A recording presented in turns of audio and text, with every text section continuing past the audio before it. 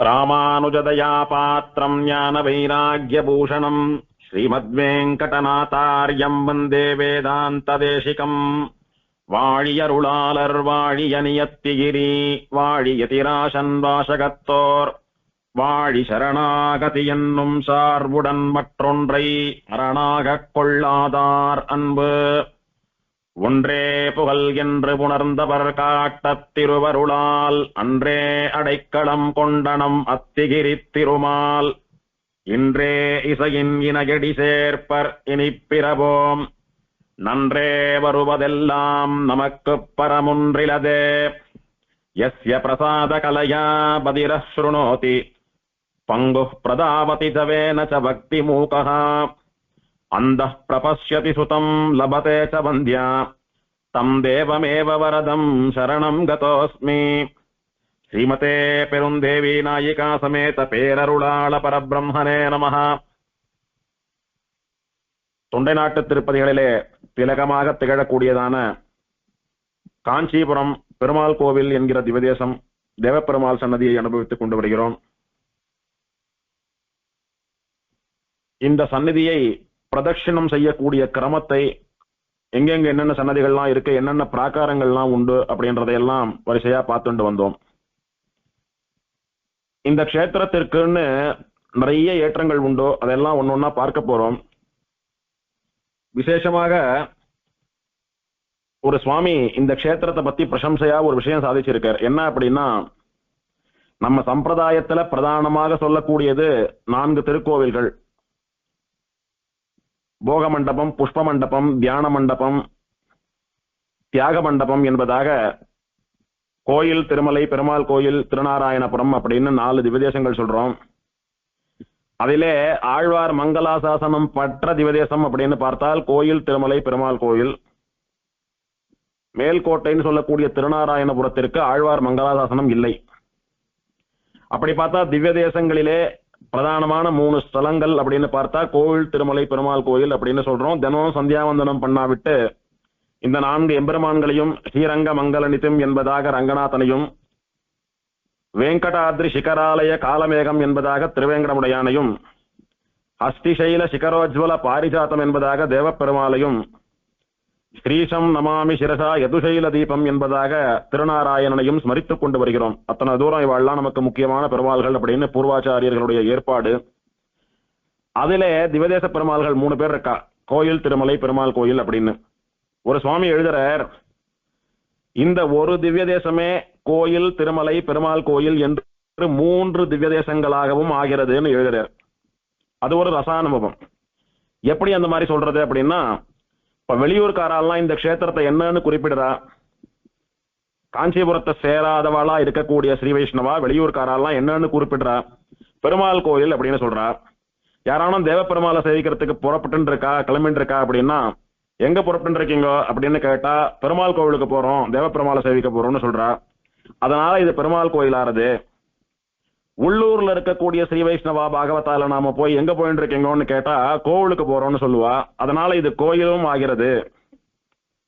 கோவிலுக்கு உள்ள யாரான இருக்கா, இப்படி அப்படியே நடந்துட்டு இருக்கா, எங்க போயிட்டு இருக்கீங்கன்னு கேட்டா மலைக்கு போறேன் அப்படின்னு சொல்லுவா. ஏன்னா இங்க அஸ்திகிரின்னு சொல்லக்கூடிய மலை மேலதான தேவப்பெருமாள் நின்றுட்டு இருக்கார். ஆகையினால கோவிலுக்குள்ள பெருமாளை சேவிச்சுட்டு இருக்கிற சேவார்த்திகளை கேட்கறச்ச மலைக்கு போறேன்னு சொல்லுவா. மலைன்னு சொல்றது எங்க? திருமலையை தான் ஸ்ரீ வைஷ்ணவெல்லாம் மலைன்னு சொல்றோம். மலை அப்படின்னாலே திருவேங்கட மலை தான், திருமலை தான், திருப்பதி மலை தான் அப்படின்றது ஸ்ரீ வைஷ்ணவர்களுடைய ரத்தத்தில் ஊறி போனதான விஷயம். நமக்கு வேற மலை கிடையாது. மலை அப்படின்னாலே திருமலை தான். அதனாலதான் ஆழ்வார் மலையே திருவுடம்பாய் அப்படின்னு மங்களாசாசனம் பண்ணினார் திருவேங்கடமுடையானை. ஆகையினாலே வெளியூர்காராலே பெருமாள் கோவில் என்றும், உள்ளூர்காராலே கோயில் என்றும், கோயிலுக்கு இருக்கக்கூடிய பக்த கோட்டைகளாலே மலை என்றும் விவகரிக்கப்படுகிறதான இந்த க்ஷேத்திரம் கோயில், திருமலை, பெருமாள் கோயில் அப்படின்னு 3 திருநாமங்களாலேயே குறிப்பிடப்படுவது அப்படின்றது ஒரு விசேஷம். அப்படின்றதா இந்த சுவாமியினுடைய அனுபவம். இதெல்லாம் இந்த திவதேசத்திலே ஸ்ரீ வைஷ்ணவ அடியவர்கள் எத்தனை தூரம் ஆழங்கால் படுறா அப்படின்றத நமக்கெல்லாம் காட்டக்கூடியதாக இருக்கிறது. இப்போ நேத்து உபன்யாசத்திலே அஸ்திகிரி பிரதட்சிணம் வரைக்கும் பார்த்தோம். மலை பிராகாரம்னு சொல்லக்கூடிய அஸ்திகிரி மலை, அதாவது அஸ்திசைல குகை நிருசிம்மர்னு சொல்லக்கூடிய அழகிய சிங்கர் சன்னதி, ஆண்டாள் சன்னதி, விஸ்வக்சேனர் சன்னதி, பிரம்ம தீர்த்தம், தன்வந்திரி பகவான் சந்நிதி, இது வரைக்கும் பார்த்துட்டு வந்தோம். இதெல்லாம் இருக்கக்கூடிய அந்த பிராகாரத்திற்கு ஹஸ்திகிரி கிரி பிரதட்சிணம், கிரி பிராகாரம், மலை பிராகாரம்னு பெயர்னு பார்த்தோம். இந்த மலை இருக்கிறது ரொம்ப விசேஷமான மலை. ஏன் அப்படின்னா சுவாமி தேசிகன் சாதிக்கிறார், ஆச்சாரியனிடத்திலே எத்தனை பக்தி ஒரு சிஷ்யனுக்கு உண்டோ அத்தனை பக்தி அந்த ஆச்சாரியனை சேர்ந்த வஸ்துக்கள் எல்லாத்திலையும் இருக்கணும். ஆச்சாரியனுடைய தாயார் தோப்பனார் இடத்திலே தன் சொந்த தாயார் தோப்பனார் மாதிரியாக பக்தி பண்ண வேணும். ஆச்சாரியனுடைய தர்ம பத்னியை தன்னுடைய தாயாக நினைக்க வேணும். ஆச்சாரியனுடைய குழந்தைகள் யாரான இருந்தாலானா அவளை தன்னுடைய உடன் பிறந்தாளா நினைக்கணும். ஆச்சாரியன் வாழ்ந்த திருமாளிகை, அவர் படித்த இடம், அவர் காலக்ஷேபம் பண்ணின இடம், அவர் எங்க உட்கார்ந்து உபன்யாசம் பண்ணுவாரோ அந்த இடம், கோவிலுக்கு வந்தா அவர் எங்க உட்கார்ந்துப்பாரோ அந்த இடம், அவருடைய புஸ்தகங்கள், அவர் பயன்படுத்தின வஸ்துக்கள், அவர் பிறந்த ஊரு, அவர் பரமபதிச்ச ஊரு, இதெல்லாம் ஆச்சாரியனுடையதான விபூதிகள், அவருடைய சொத்து, அவருடைய ஐஸ்வர்யம், அவரை சேர்ந்தது. இதெல்லாம் இது எல்லாத்திலையும் ஆச்சாரியனை போலவே சமானமான பக்தி இருக்க வேண்டும் அப்படின்றதா சுவாமி தேசிகன் ஸ்ரீமத் ரகசிய சாரத்திலே காட்டி கொடுத்தார். ஆகையினாலே எம்பெருமான் எழுந்தருளி இருக்கக்கூடிய க்ஷேத்திரமும் எம்பெருமானுக்கு சமானமானது. இதை ஆழ்வார்களும் கூட பல இடங்களிலே காட்டி கொடுத்தார்.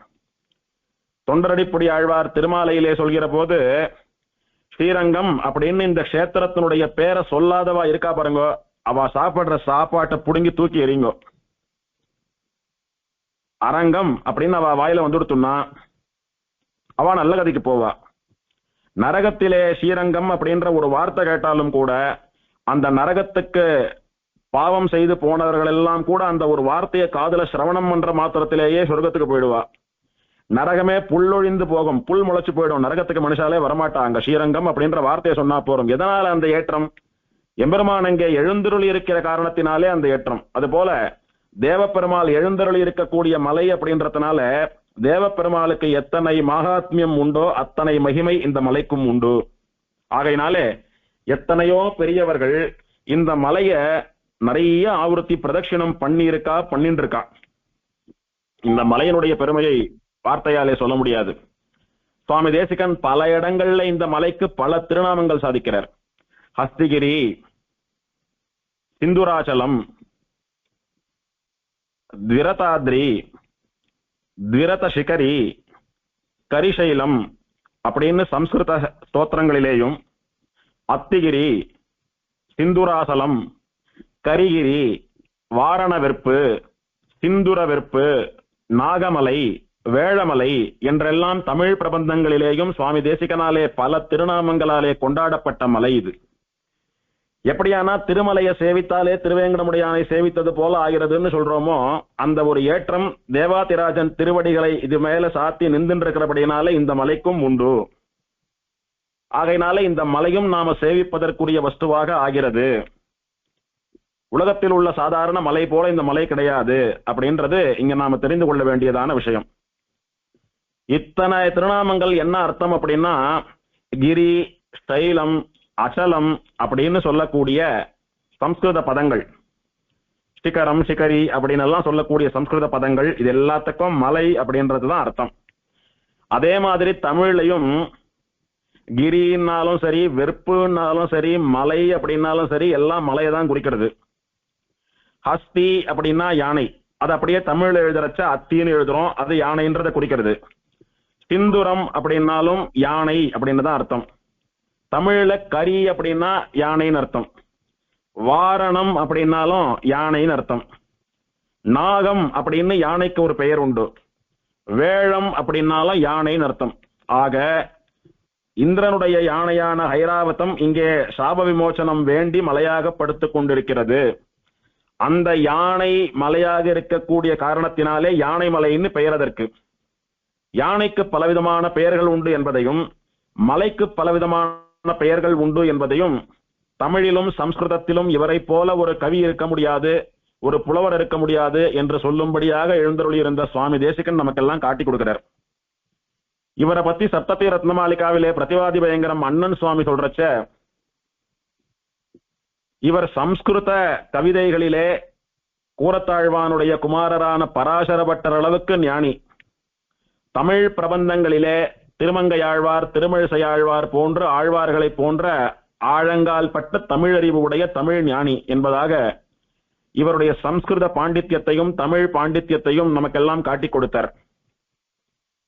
குமார வரதாச்சாரியரும் கூட தேசிக மங்கலத்திலே சம்ஸ்கிருதம் தமிழ்னு பல கிரந்தங்களை அருளி செய்த சுவாமிக்கு மங்கலம் என்பதாக கொண்டாடினர். அப்பேற்பட்ட சுவாமியினுடைய பெருமையை பார்க்க வேணும். எல்லா இடத்துலயும் ஒரே மாதிரி அத்திகிரின்னு சொல்லிட்டு போயிடலாமோ இல்லையோ? நமக்கு பலவிதமான திருநாமங்கள் அந்த திவ்யதேசத்திற்கு கிடைக்க வேண்டும் என்பதற்காக, நமக்கு நிறைய பதங்களுக்கு அர்த்தம் தெரிய வேண்டும் என்பதற்காக உபய வேதாந்திகள்னு சொல்லக்கூடிய நாம் எல்லாம் சம்ஸ்கிருத வேதாந்தம், தமிழ் வேதாந்தம்னு சொல்லக்கூடிய ரெண்டு வேதாந்தத்திற்கு தேவையான அடிப்படை மொழி அறிவு, பாஷா ஞானம் இருக்க வேண்டும் நமக்கு. ஆகையினாலே பரியாய பதங்கள், அதாவது ஒரு அர்த்தத்தை தரக்கூடிய பல சொற்கள் நமக்கு தெரிந்திருக்க வேண்டும் என்கிற திருவுள்ளத்திலே சுவாமி தேசிகனானவர் நமக்கு இத்தனை திருநாமங்களை அறிமுகப்படுத்துகிறார். இப்படியெல்லாம் மகானுபாவரான சுவாமி தேசிகனாலே கொண்டாடப்பட்டதான இந்த மலை நிறைய பாகவதோத்தமர்களாலே விசேஷமான பிரதிபத்தியோட சேவிக்கப்பட்ட மலை, சேவிக்கப்படுகிற மலை. அடியன் பிரத்யட்சமா பார்த்த விஷயத்த சொல்றேன். சமீபத்திலே ஒரு 10 வருஷத்துக்கு முன்னால வரைக்கும் காஞ்சிபுரத்திலே பெருமாள் கோவில் ஸ்ரீ உவே தன்றி ஸ்ரீனிவாச தாத்தாச்சாரிய சுவாமின்னு ஒரு பெரிய மகான் எழுந்தருள் இருந்தார். அந்த சுவாமியை எல்லோரும் செல்லமா தன்றி சுவாமி அப்படின்னு கூப்பிடுவா. தெலுங்குல தன்றி அப்படின்னா அப்பா அப்படின்னு அர்த்தம். அப்பாவானவர் எப்போதும் குழந்தைய பிரியாம அந்த குழந்தை கூடவே இருந்து பாதுகாத்துண்டு குழந்தைக்கு எதுவும் ஆயிடக்கூடாதுன்னு குழந்தை பின்னாடி சுத்தின்னு இருப்பாராம். இந்த குழந்தை அதுக்கு இஷ்டப்படி கால் போன போக்கில் எங்கேயோ போறது, விளையாடுறது, ஆத்துல விளையாடுறது, வாசல்ல விளையாடுறது, வீதியில விளையாடுறது, ஆடுறது, ஓடுறது, என்னென்னமோ பண்ணிட்டு போறது, ஜாலியா இருக்கு குழந்தை. ஆனா இந்த பெத்த தோப்பனர் இருக்காரு, குழந்தை எங்கேயானும் கரடு முரடா ஓடி தெரியாம விழுந்துட போறது, அதுக்கு அடிக்கடி பற்ற போறது, ஏதான ஆயிட போறது, ஒன்னும் ஆகக்கூடாதுன்றதுக்காக அந்த குழந்தை என்ன பண்ணிட்டு இருக்குன்னு அது பின்னாடியே அது மேல ஒரு கண்ணை வச்சுட்டு பின்னாடியே சுத்தின்னு இருப்பாராம். அந்த மாதிரி நாங்களெல்லாம் பிரத்யட்சமா பார்த்தோம், நிறைய பேர் பார்த்துருக்கா. இந்த சுவாமியானவர் உற்சவங்கள் நடக்கிறது அப்படின்னா தேவப்பெருமாளும் பெருந்தேவி தாயாரும் கோவிலை விட்டு வெளியில வந்துட்டாலனா போறோம். ஒரு சின்ன குழந்தை வீதிக்கு வந்தா எப்படி பெத்தவா பதறி போய் பின்னாடியே ஓடுவாலோ அந்த மாதிரி பெருமாள் பின்னாலேயே சுத்தின்னு இருப்பார் இந்த சுவாமி, தாயார் பின்னாலேயே சுத்தின்னு இருப்பார். இந்த சுவாமி வேதத்தை பூரணமா அத்தியனம் பண்ணிட்டு வேத பாராயணம் பண்ணி கொண்டிருந்த மகாத்மா, பண்டிதர். பண்டிதர் அப்படின்னா நாவல்பாக்கத்திலே மகாவித்வானாக எழுந்தருள் இருந்த ஐயா தேவநாத தாத்தாச்சாரிய சுவாமின்னு சொல்லக்கூடிய சுவாமி தேசிகனை போலவே எழுந்தருளி இருந்த ஆச்சாரிய சார்வபௌமரிடத்திலே காலக்ஷேபம் பண்ணினவர் இந்த தன்றி சுவாமி. இவரே காஞ்சிபுரம் தாத்தாச்சாரிய வம்சத்திலே கோடி கன்னிகாதானம் லட்சுமி குமார தாத்த தேசிகன்னு சொல்லக்கூடிய சுவாமியினுடைய வம்சத்திலே அவதரித்த சுவாமி. இவாளே ஸ்வயமாச்சாரியா. இந்த சுவாமி நிறைய பேருக்கு சமாசிரயணம் பரநியாசங்கள் எல்லாம் பண்ணி வச்சிருக்கார். இவரை மாதிரி ஒரு சாந்த மூர்த்தியை பார்க்கறது ரொம்ப கஷ்டம். ஒரு பெரிய குளத்துல பிறந்துட்டு வேதத்தை பூர்ணமா அத்தியனம் பண்ணிட்டு சாமானிய சாஸ்திரங்களான தர்க்க சாஸ்திரத்தை எல்லாம் நல்லா படிச்சுட்டு ஐயாவாத்த சுவாமி மாதிரி ஒரு பெரிய சுவாமி இந்த பூரணமா காலக்ஷேபம் பண்ணி நல்ல நிறைந்த ஞானத்தோட கூட மகா வித்வானாக இருந்து ஒரு ஆச்சாரிய புருஷரா சமாசிரயண பரநியாசங்களை எல்லாம் பண்ணி கொண்டு நிறைய பேருக்கு ஸ்ரீமத் ரகசிய திரேசாரம் முதலான காலக்ஷேபங்களை எல்லாம் சாதித்துக் கொண்டு தேவ பெருமாளுக்கும் பெருந்தேவி தாயாருக்கும் தூப்புள்ள தீப பிரகாசன் மரகதவள்ளி தாயார் சுவாமி தேசிகனுக்கும் வாழ்நாள் முழுக்க இந்த சுவாமிய மாதிரி கைங்கரியம் பண்ணவா யாரும் கிடையாது அப்படின்னு சொல்றபடிக்கு அத்தனை ஆசையோட கூட பின்னாலேயே சுத்திண்டு கைங்கரியம் பண்ணின சுவாமி. இவருக்கு கோபம் அப்படின்ற வார்த்தைக்கு அர்த்தம் தெரியாது. இவரிடத்துல ஏதாவது ஒரு பிழை, ஒரு குற்றம் கண்டுபிடிக்கலாம் அப்படின்னா நாம தான் தோத்து போவோம். அதுக்கு சின்ன உதாரணம் சொல்றேன் அடியேன். ஒரு முறை திருவாடி பூர உற்சவம் நடந்துட்டு இருக்கிறது. அப்போ பெருமாள் தாயாருக்கு பட்டு வஸ்திரம், மாலை, பழம் இதெல்லாம் பகுமானங்கள் எல்லாம் தட்டுல வச்சுண்டு வேத ஸ்வஸ்தி வாசனம் சொல்லி பெருமாள் இடத்துல சமர்ப்பிப்பா. அதை அர்ச்சக சுவாமி வாங்கி பெருமாள் பிராட்டிக்கு சமர்ப்பிப்பார். அந்த வைபவம் நடந்துட்டு இருக்கிறது. சுவாமிக்கு ரொம்ப வயசாயிடுத்தப்போ, பரமபதிக்கிறதுக்கு ஒரு 2-3 வருஷங்கள் முன்னால நடந்த சமாச்சாரம் இது. சுவாமிக்கு ரொம்ப வயசாயிடுத்து, திருமேனி ரொம்ப அசக்தமா போயிடுத்து. அப்படி நடந்துட்டு இருக்கிறச்சியே லேசா உடம்பு கையெல்லாம் உதறக்கூடியதான ஒரு திருமேனி அசக்தி சுவாமிக்கு. அந்த சமயத்தில இந்த பகுமானங்கள் எல்லாம் வச்சுட்டு இருக்கிற வெள்ளி தட்டு பெரிய தட்டா இருக்கும். அந்த தட்டை தூக்குறதுக்கே தனி சக்தி வேணும். அந்த தட்டு மேல ஒரு பட்டு புடவை தாயாருக்கு, ஆண்டாளுக்கு, பெருமாளுக்கு ஒரு பட்டு வேஷ்டி, நாச்சியார்களுக்கு பட்டு பாவாடை, இதெல்லாம் வச்சுட்டு 2 தேங்காய், வெத்தலைப்பாக்கு, பழம், அக்ஷதை, புஷ்பம், மஞ்சள் இத்தனை வஸ்துவம் வச்சு சுவாமிகிட்ட கொடுத்துட்டா. சுவாமி நன்னா அதெல்லாம் கையில வச்சுட்டு ரொம்ப நேரம் வேத மந்திரம் சொல்லி பெருமாள்கிட்ட சமர்ப்பிக்க கூடியவர் தான். ஆனா வயசாயிட்டதுனால அசக்தி ரொம்ப இருக்கிறதுனால சுவாமியால் அதை சரியா தாங்க முடியல. ஒரு க்ஷணம் அவரால் முடியாத போய் பதறி போய் கீழே போட்டுட்டார் சுவாமி தட்டை. இது அந்த வயசுல இந்த மாதிரி சுவாமி மாதிரி இருக்கிற மகான்களுக்கு சகஜம். அந்த வயசுல அது முடியல, சகஜம். அப்போ பக்கத்துல இருக்கிறவா வந்து கீழே இருக்கிற வஸ்துவெல்லாம் எடுத்து தட்டில் வச்சா அது ஒரு பிரச்சனை இல்லை, வேற ஒருத்தர் வாங்கிட்டான்னு வச்சுக்கலாம். ஆனா சுவாமியானவர் அங்க என்ன பண்ணார் தெரியுமோ? என்ன நம்பி கொடுத்தீங்க, நான் நல்லபடியா அதை வச்சு பாராயணத்தை முடிச்சு அர்ச்சகரண்ட கொடுத்துருக்கணும். ஆனா என்னுடைய உடம்பு அசக்தி, வயசு அந்த மாதிரி ஆயிடுத்து, என்னை எல்லாரும் மன்னிச்சுக்கணும் அப்படின்னு ஒருத்தர் கையை பிடிச்சி மன்னிப்பு கேட்டார் சுவாமி கோஷ்டியில. அந்த கோஷ்டியில சுவாமியை விட வயசுல பெரியவா அப்படின்னு பார்த்தா ஒருத்தர் 2 பேர் தான் இருந்தா அந்த அன்னைக்கு. சுவாமியோட வயசுல சின்னவா தான் எல்லாருமே. அவரை மாதிரி ஞானம், அவரை மாதிரி ஆத்ம குணம், அவரை மாதிரி ஒரு கைங்கரிய நிஷ்டை இதெல்லாம் யாருக்கும் அங்க கிடையாதுன்னே சொல்லலாம். இதை அடியன் மட்டும் இல்ல, கைங்கரியம் பண்ற எல்லோரும் ஒத்துப்பா. இந்த சுவாமிக்கு சத்ரு அப்படின்றதே கிடையாது, அஜாத சத்ரு. இந்த சுவாமி பிறந்ததுல இருந்து பரமவதிக்கிற வரைக்கும் இவருக்கு சத்ருக்கள் யாரும் கிடையாது. இந்த சுவாமி எல்லாத்துலயும் உசந்தவர், இவர மாதிரி யாரும் உசந்தவா கிடையாதுன்னு சொன்னா அது எப்படி சொல்லலாம் அப்படின்னு சண்டைக்கு வரவா ஒருத்தரும் கிடையாது. அத்தனை தூரம் எல்லாருக்கும் இந்த சுவாமியை பிடிக்கும். எல்லாரிடத்துல அத்தனை விசுவாசமா மரியாதையோட இருந்தார் சுவாமி. நம்மளை விட சின்ன பசங்க தானே, இவாளுக்கு என்ன தெரியும் அவளுக்கு என்ன தெரியும்னு யாரையும் மட்டம் தட்ட மாட்டார் சுவாமி. எல்லாரையும் சமமா மதிப்பார். யார் கையை கூப்பினாலும் ஆசீர்வாதம் பண்றது கையை தூக்கி சிரிச்ச முகத்தோடு ஆசீர்வாதம் பண்ணுவார். ரொம்ப தங்கமான சுவாமி.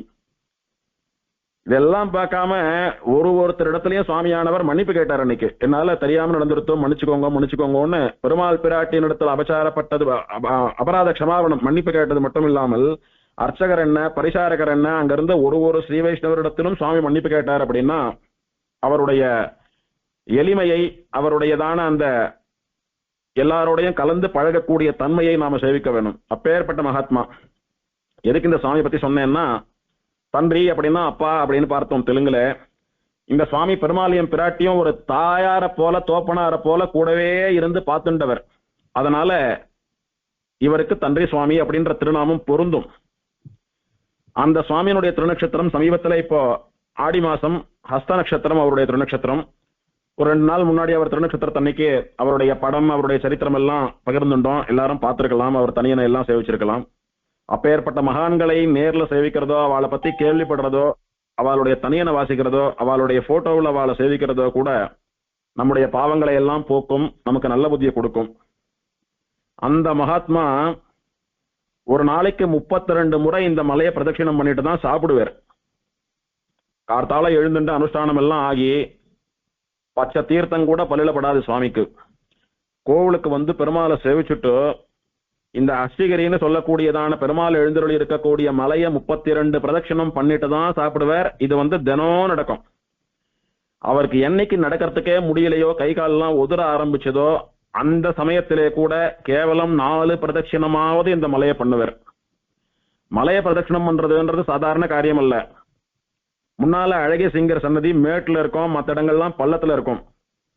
அழகிய சிங்கர் சன்னதியிலேருந்து படி இறங்கி தான் இந்த பிரகாரத்துக்கு வரணும். திரும்ப அழகிய சிங்கர் சன்னதி வரைச்ச படி ஏறணும். இத்தனை படியை ஏறி இறங்கி அத்தனை பிரதட்சிணம் பண்ணினார். மலைக்கு மேல போய் பெருமாளை சேவிச்சார். அத்தனை தூரம் பரமைகாந்திகள் இந்த மலையை பிரதட்சிணம் பண்றா. இப்போ ஒரு 94 திருநட்சத்திரத்திலே காஞ்சிபுரத்திலே கண்டா சுவாமின்னு சொல்லக்கூடிய வெங்கடவரத தாத்தாச்சாரிய சுவாமின்னு இதே மாதிரி இதே குளத்திலே அவதாரம் பண்ணி வேதபாராயணம் பண்ணி கொண்டிருக்கக்கூடிய தீர்த்தகார சுவாமி. அந்த சுவாமியும் காஞ்சிபுரத்திலே அவர் எழுந்தருள் இருக்கிறச்ச இந்த மலையை பிரதட்சிணம் பண்றதை அடியன் பலமுறை கண்ணால பார்த்திருக்கேன். அப்படி பெருமையுடையதான மலை. நமக்கும் கூட இந்த மலையை பிரதட்சிணம் பண்ணக்கூடியதுன்றது ஒரு கர்த்தவியம். அப்படி இந்த மலையினுடைய பெருமைகளை எல்லாம் மனசுல நினைச்சுண்டு இந்த மலையை ஏற ஆரம்பிக்கிறோம். போன உபன்யாசத்திலே தன்வந்திரி பெருமாள் சன்னதி வரைக்கும் பார்த்தோம். இப்போ தன்வந்திரி பெருமாள் சன்னதிக்கு எதிரே இருக்கக்கூடிய படிகள், அந்த படி ஏறி போனாதான் மலைக்கு போக முடியும். 2 பக்கம் படி இருக்கும். முதல்ல பிரம்மா தீர்த்தத்திலேருந்து நாம தன்வந்திரி பெருமாள் சன்னதியை நோக்கி வரச்ச முதல்ல வரக்கூடிய படிகள் மலையில பெருமாளை சேவிச்சுட்டு இறங்கக்கூடிய படிகள். பெருமாள் புறப்பாடு சமயத்துல உற்சவ சமயங்கள்ல மலையில இருந்து இறங்குறாரு அப்படின்னா இந்த வழியா தான் இறங்குவார்.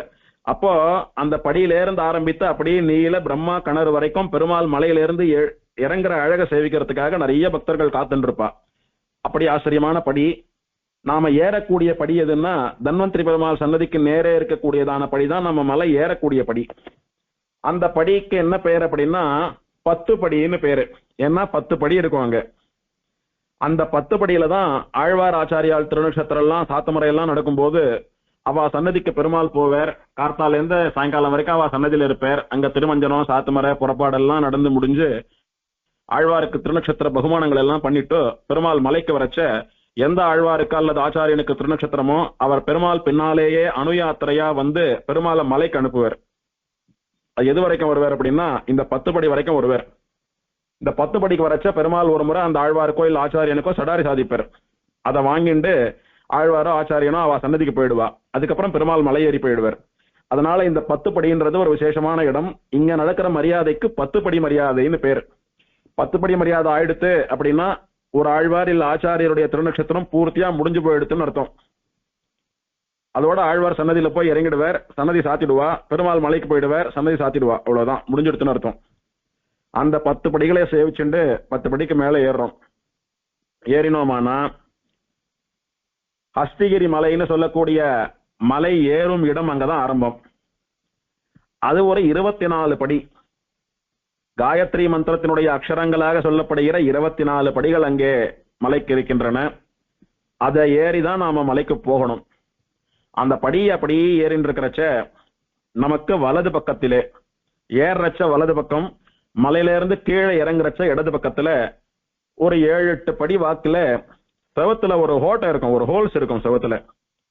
அந்த துவாரத்துக்கு நேர பார்த்தோமானா மலை பாறை தெரியும். சுவாமி இது மலை மலை மலை மலைன்னு சொல்லிட்டு இருக்கோம். ஆனா பார்த்தா ஏதோ வந்து ஒரு எலிவேட்டட் பில்டிங் மாதிரி, கிரவுண்ட் ஃப்ளோர் ஃபர்ஸ்ட் ஃப்ளோர்னு சொல்லக்கூடிய மல்டி ஸ்டோரி பில்டிங் மாதிரி தானே நம்ம கண்ணுக்கு தெரியறது. இதுவே திருவள்ளர மலைன்னு சொல்றோம், மலை கண்ணுக்கு தெரியறது, நமக்கு நன்னா பார்க்க முடியறது. ஸ்வேதகிரின்னு சொல்லக்கூடிய வெள்ளை மலை நன்னா தெரியறது நமக்கு. திருமலை நன்னா தெரியறது. திருக்கடிகை மலைன்னு சொல்லக்கூடிய சோழசிம்மபுரம் மலை தெரியறது, திருநீர் மலை தெரியறது. ஆனா அஸ்திகிரின்னு இத்தனை பேரை வச்சுட்டு இந்த மலை நம்ம கண்ணுக்கு தெரியலையே அப்படின்னா இது மலைன்னு சேவிக்கக்கூடிய இடம் அந்த இடம் தான். சவத்துல இருக்கக்கூடிய அந்த துவாரத்துல பார்த்தோமானா மலையினுடைய பாறை தெரியும். அந்த துவாரத்துக்குள்ள கையை விட்டு அந்த பாறையை தொட்டும் கூட சேவிக்கலாம். தொட்டு அந்த சென்சேஷன் ஆஃப் டச்சை ஃபீல் பண்ணலாம். மலையை மலை பாறையை தொடுறோன்றத உணர முடியும், நம்மளாலே நன்னா சேவிக்க முடியும். அதை அங்க அந்த ஹஸ்திகிரின்னு சொல்லக்கூடிய மலையினுடைய சேவையும் பரிசம் தொட்டு அனுபவிக்கக்கூடிய பாக்கியமும் கிடைக்கிறது நமக்கு. அதையும் அனுபவித்துக் கொண்டு அந்த 24 படிகளை ஏறி மேல போனோமானா நியாயமா பிரதட்சிணமா போறதா இருந்தா நமக்கு இடது பக்கத்துல போய் வலது பக்கமா வரணும். ஆனால் இந்த சன்னதியிலே ஒரு காரணத்திற்காக மலை ஏறின உடனே நேர இடது பக்கம் போகாம வலது பக்கம் அப்பிரதட்சிணமா ரிவர்ஸ் டைரக்ஷன்ல போகக்கூடிய ஒரு வழக்கம் உண்டு. அதுக்கு என்ன காரணம் அப்படின்னா பெருமாளை சேவிக்கிறதுக்கு முன்னால ஆச்சாரியால் ஆழ்வார் இவாளெல்லாம் சேவிக்கிறது தானே வழக்கம். ஆச்சாரியால் ஆழ்வார்கள் பிராட்டி பெருமாள் அப்படின்னு தானே சேவிக்கிற கிரமம். இந்த க்ஷேத்திரத்திலே இந்த சன்னதியிலே சுவாமி நடாதூரம்மாள் காலக்ஷேபம் சாதித்த இடம். நடாதூரம்மாள் காலக்ஷேப கோஷ்டின்றது ரொம்ப பிரசித்தமான கோஷ்டி. எப்படி ஒரு ஆலவந்தார் காலக்ஷேப கோஷ்டியோ, எப்படி ஒரு சுவாமி எம்பெருமானார் ஸ்ரீபாஷ்யக்காரருடைய காலக்ஷேப கோஷ்டியோ, அந்த மாதிரி பெரிய காலக்ஷேப கோஷ்டி நடாதூரம்மாளுடையது. நடாதூரம்மாளிடத்திலே காலக்ஷேபம் கேட்டவா எல்லாம் அவருக்கு அடுத்தபடியா ஆச்சாரிய புருஷாளாக எழுந்தருளி இருந்து இந்த சம்பிரதாயத்தை ரட்சித்தவா, நிறைய கிரந்தங்கள் அருளி செய்தவா. இப்படி அம்மாளுடைய சிஷ்யர்கள் பிரசிஷ்யர்கள்னு எல்லோரும் சம்பிரதாயத்தை ஆண்ட ராஜாக்களான ஆச்சாரியர்கள். அப்படி பல ஆச்சாரியர்கள் உருவாவதற்கு காரணமாக இருந்த ஒரு பூமி அது. அங்கே அம்மாளுடைய காலக்ஷேப கோஷ்டி நடந்தது. அந்த இடத்த போய் சேவிக்கணும்ன்றதுக்காக முதல்ல அப்படி போவா. அப்படி மலை ஏறி நமக்கு வலது பக்கத்திலே போய் அங்கே விழுந்து சாஷ்டாங்கமா சேவிக்கிறது வழக்கம். இப்போ அந்த மாதிரி நாமளும் போய் அங்க சேவிச்சுடுறோம். அம்மாளுடைய தனியனை அனுசந்தானம் பண்ணிக்கொண்டு சுவாமி நடாதூரம்மாளையும் அவருடைய சிஷ்ய பரிவாரங்களையும் மனசுல தியானம் பண்ணிட்டு அங்க சேவிக்கிறோம். வந்தேகம் வரதாரியம் தம் வத்சாபிஜனபூஷணம் வாத்ஸ்யாம்ருத பிரதானாத்யஹ சஞ்சீவயதி மாமபி. வந்தேகம் வரதாரியம் தம் வத்சாபிஜனபூஷணம் பாஷ்யாம்ருத பிரதானாத்யஹ சஞ்சீவயதி மாமபி. ஸ்ரீமதே வாத்ய வரதார்ய மகாதேசிகாய நமஹ என்று அம்மாளுடைய தனியனை மனசிலே தியானம் பண்ணிக்கொண்டு அம்மாள் காலக்ஷேப கோஷ்டியை விழுந்து சேவிக்கிறோம். சேவிச்சுட்டு போன மாதிரியே திரும்ப வந்து இடது பக்கமா பிரதட்சிணமா வரைச்ச தேவப்பெருமாளுடையதான சந்நிதிக்குள்ள நுழையக்கூடியதான இடம். அங்கே ஆச்சரியமாக பெருமாளுக்கு நேரே ஒரு கோலப்படின்னு சொல்லக்கூடிய ஒரு படி உண்டு. அது பார்க்கறதுக்கு ஸ்கொயர் ஷேப்ல ஒரு மேடை போல இருக்கும். அந்த மேடையில ஒரு சின்ன பல்லக்கு எப்பவும் இருந்துட்டு இருக்கும். அது என்ன பல்லக்குன்னா, பிரணதஹார்த்திஹர வரதர்னு சொல்லக்கூடிய பெருமாள் சின்ன பெருமாள்னு பார்த்தோம். அந்த பெருமாள் எழுந்தருளிதான் தீர்த்தவாரி எல்லாம் ஆகும்னு பார்த்தோம். வெள்ளியினால் அமைந்த பெருமாள்னு பார்த்தோம். அந்த பெருமாள் எழுந்தருளக்கூடிய பல்லக்கு, அந்த சின்ன பல்லக்கு எப்போதும் அந்த கோலப்படின்னு சொல்லக்கூடிய இடத்துலதான் இருக்கும். அது ஒரு விசேஷம். இன்னொன்னு, எப்போல்லாம் தேவப்பெருமாள் மூலவருக்கு திருமஞ்சனம் ஆறுதோ அப்போ பக்கத்துல இருக்கிற உற்சவர் வாழை எல்லாம் கொண்டாந்து இந்த கோலப்படி மேல ஒரு திருமஞ்சன வேதிக்கை ஏல பண்ணி அது மேல ஏல பண்ணிடுவா. ஏன்னா மூலவர் உற்சவர் ரெண்டு பேருக்கும் சேர்ந்து திருமஞ்சனம் ஆறுது அப்படின்னா அது வேற. மூலவருக்கு திருமஞ்சனம் ஆரச்ச உற்சவருக்கு ஆகல அப்படின்னா அதுல ஒரு சின்ன ப்ராப்ளம் உண்டு. என்ன அப்படின்னா, உற்சவர் நிறைய திருவாபரணங்களை சாத்தின்னு இருப்பார். ஃபைன் ஆர்னமெண்ட்ஸ், ஃபைன் ஜுவல்லரிஸ் எல்லாம் நிறைய சாத்தின்னு இருப்பார். பொடி பொடியா சின்ன சின்னதா இருக்கிறதுலாம் நிறைய சாத்தின்னு இருப்பார். மேல ஒசரத்துல இருந்து, அதுவும் தேவப்பெருமாள் நல்ல ஒசரமான பெருமாள், 10 அடிக்கும் மேல ஒசரம். அவருக்கும் மேல இருந்து அர்ச்சகா தீர்த்தம், மஞ்சக்காப்பு, சந்தனம், பால், தயிர் இதெல்லாம் சேர்க்கிறச்ச அதெல்லாம் இந்த உற்சவமூர்த்தி மேல பட்டு திருவாபரணங்களை எல்லாம் போய் நுழைஞ்சுடுத்துனா அதுக்கப்புறமா அந்த பால் தயிர் ஸ்மெல் எல்லாம் ஒரு மாதிரி அன்கம்ஃபர்டபுளா வரும் பெருமாளுக்கும் சரி நமக்கும் சரி. ஆகையினால திரும்ப அந்த திருவாபரணங்களை எல்லாம் எடுத்து சுத்தி பண்ணி சாத்தணும். பெருமாள் மேலையும் படுறதுக்கு வாய்ப்பு உண்டு. பெருமாளுடைய வஸ்திரத்தில எல்லாம் படும். காஞ்சி போயிடுத்துன்னா அது ஒரு ஸ்மெல் வரும். ஆகையினால உற்சவருக்கும் மூலவருக்கும் சேர்ந்து திருமஞ்சனம் ஆறுது அப்படின்னா பிரச்சனை இல்லை. உற்சவர்கள் எல்லாம் ஒரு வஸ்திரம் மாத்திரம் சாத்தின்னு இருப்பா. அவ மேலையும் பட்டா அவளுக்கும் திருமஞ்சனம் ஆக போறது, வஸ்திரம் மாத்தி சாத்துப்படி பண்ணிவிடலாம். மூலவருக்கு மாத்திரம் ஆறுதுன்ற பட்சத்திலே உற்சவ மூர்த்திகளை எல்லாம் கொண்டாந்து இந்த கோலப்படின்னு சொல்லக்கூடிய இடத்துல ஏல பண்ணி வைப்பா. இது ஒரு ஏற்றம். இன்னொன்னு, இந்த கோலப்படி மேல யாரும் உட்காரக்கூடாது, காலை வைக்க கூடாது. ரொம்ப நேரம் லைன்ல நின்றுட்டு இருக்கோம், காலை வலிக்கிறது அப்படின்னு அது மேல ஒரு ஃபுட் ரெஸ்ட் மாதிரி காலை வச்சுக்கிறது மகா பாப்பம். வயசாயிடுத்து முட்டி வலிக்கிறது, என்னால தரையில உட்கார முடியாது, கொஞ்சம் மேடா இருந்தா எலிவேட்டட் ஸ்டேஜா இருந்தா நல்லா இருக்கும், இது மேல உட்கார்ந்துக்கிறேன் அப்படின்னு கூட உட்காரக்கூடாது. ஏன் கூடாது அப்படின்னா அதுக்கு 2 காரணம். ஒன்னும், அங்க உட்கார்ந்தோம்னா நமக்கு நேர மலையில பெருமாள் நின்றுட்டு நம்மள பார்த்துட்டு இருக்காரு. பெருமாளுக்கு சரிக்கு சமானமா அவருக்கு முன்னால அந்த மாதிரி ஒரு மேடையில உட்கார்ந்துட்டு அபச்சாரத்தை நாம பண்ணக்கூடாது. பெருமாள் எழுந்தருளி இருக்கிறார் அப்படின்னா அங்க தரையில தான் உட்காரணும். சுவாமி வயசாயிடுத்து, மூட்டெல்லாம் தேஞ்சு போயிடுத்து, தரையில உட்கார முடியல, சேர்ல தான் உட்கார முடியும் அப்படின்னா தாராளமா உட்காரலாம், தப்பில்லை. ஆனால் கர்ப்ப கிரகத்துல பெருமாள் சன்னதிக்கு நேர பெருமாள் பார்த்துட்டு இருக்கும்படியா உட்காரக்கூடாது. கொஞ்சம் தள்ளி உட்காந்துக்கலாம். இது கிட்டத்தட்ட பெருமாளுக்கு நேரம் நாம் இருக்கும்படியா இருக்கிறதுனால அது மேல உட்காரக்கூடாதுன்றது செகண்டரி ரீசன், 2ஆம் பட்சமான காரணம். முதல் பட்சம் பிரைமரி ரீசன் என்ன அப்படின்னா, இந்த கோலப்படின்னு சொல்லக்கூடியது இருக்கிறது அதுக்கு சரியா கீழே தான் மலையடி வாரத்துல குகையில நரசிம்மர் இருக்கார். அஸ்திசைல குகை நிருசிம்மர், அழகி சிங்கர்னு பார்த்தோமே நிருசிம்மன், அவர் இந்த மலையினுடைய குகையில இருக்காரோ இல்லையோ, அவருடைய கர்ப்ப கிரகம் எது அப்படின்னா இந்த கோலப்படிக்கு நேர் கீழே இருக்கக்கூடியது. கிட்டத்தட்ட இந்த கோலப்படி அந்த நிருசிம்மனுடைய விமானம் இது. அது மேல நாம உட்கார்ந்துட்டோம் நின்றுட்டோமானா சாட்சாத் நிருசிம்மன் இருக்கிற இடத்துல அவர் தலை மேல உட்கார்ந்துட்ட மாதிரி ஆறுது, மகா அபசாரம் அது. ஆகையினாலே கீழே பெருமாள் இருக்கார், உட்காராதீங்கோ, எழுந்துருங்கோ, நிக்காதங்கோ, அது மேல நிக்காதங்கோ அப்படின்னு அங்க இருக்கிற ஸ்ரீ வைஷ்ணவாரானம் பார்த்தான்னா சொல்லிட்டு இருப்பா. நமக்கு நாம தெரிஞ்சுக்க வேண்டிய விஷயமும் கூட. ஒரு விமானத்தை கையை கூப்புறது போல நிருசிம்மன் எழுந்தருளி இருக்கக்கூடியதான அந்த ரூஃப், அந்த கூரையை விமானமா பாவிச்சு கை கூப்புறது நமக்கு ஸ்வரூபம். அந்த கோலப்படியை சேவிச்சுண்டு பெருமாள் சன்னதியை நோக்கி நுழையிறச்ச ஆச்சரியமா 2 துவாரபாலகா. சுவாமி துவாரபாலகா எல்லா இடத்துலயும் தானே இருக்கா, என்ன ஆச்சரியம் அப்படின்னா, துவாரபாலகா எல்லா இடத்துலயும், குறிப்பிட்ட சில இடங்களை தவிர எல்லா இடத்துலயும் மூலவராதான் இருக்கா. ரொம்ப சில கஷேத்திரங்கள்ல தான் துவாரபாலகா உற்சவரா இருக்கா. எங்க அப்படின்னு பார்த்தா, விசேஷமா கோயில், திருமலை, பெருமாள் கோயில் 3 கஷேத்திரங்களிலும் துவாரபாலகா உற்சவ மூர்த்தி விக்கிரகமா தான் இருக்கா. அதாவது பஞ்சலோக விக்கிரகமா தான் இருக்கா. திருமலையில திருவேங்கடமுடையான் சன்னதிக்கு முன்னாலே துவாரபாலகால பாருங்கோ, 2 பேரும் கூண்டுக்குள்ள எழுதிருப்பா. அவ பஞ்சலோகத்தினாலே ஆன மூர்த்திகள் தான். ஸ்ரீரங்கம் பெரிய கோவில்ல ரங்கநாதனை சேவிக்கிறதுக்கு போறச்ச பாருங்கோ, அவளும் இந்த மாதிரி மூர்த்திகள் தான். அதே போல பெருமாள் கோயில்னு சொல்லக்கூடிய இந்த க்ஷேத்திரத்திலும் உற்சவ மூர்த்திகளா தான் இருக்கா. பெரும்பாலும் உற்சவ விக்கிரகங்கள்லாம் பண்ணா என்ன உசரத்துல பண்ணுவா சுவாமி? ஒரு 2 அடி 2 அடியில பண்ணுவாளா? அதுக்கு மேல எங்கேயான உற்சவரை பார்த்திருக்கோமா? நின்று இருக்கிற பெருமாள் உயரமா இருக்கக்கூடியவர் 2.5 அடிக்கு மேல எங்கேயான உற்சவரை பார்த்தது உண்டோ? 2.5 அடிக்கு மேல யாரும் பண்றதே கிடையாது. ஏன்னா அவரை தூக்குறது ஏல பண்றதெல்லாம் கஷ்டம். ஆனா இந்த துவாரபாலகா 6-6.5 அடி உசரத்துல இருக்கா.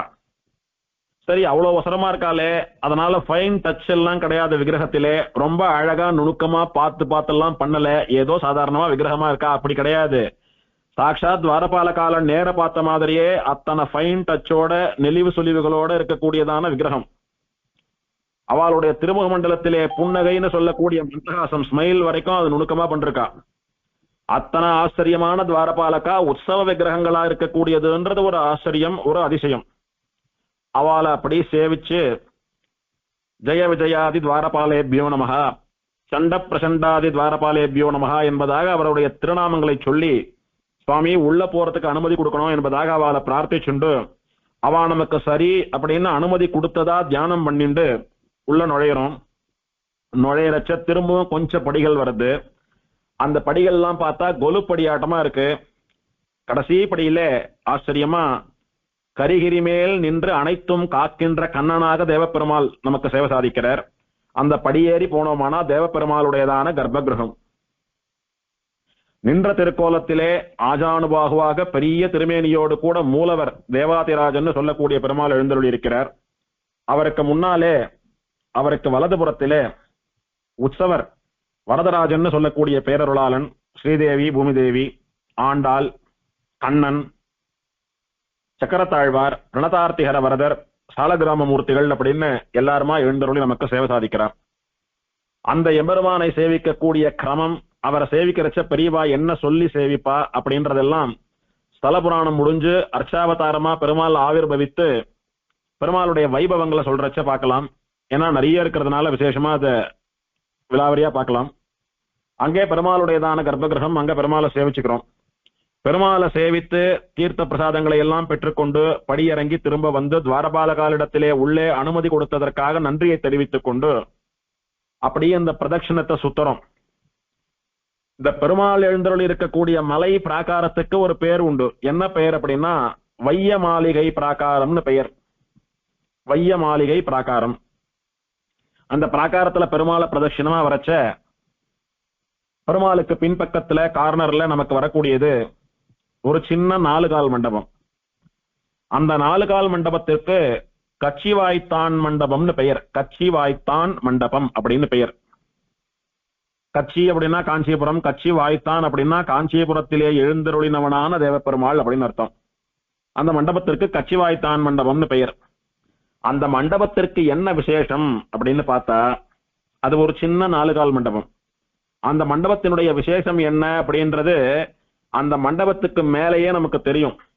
அங்கேதான் தேவப்பெருமாள் எழுந்தருளி இருந்து சிரம பரிகாரம் பண்ணிப்பார், ஓய்வெடுப்பார் பெருமாள் ராத்திரியில.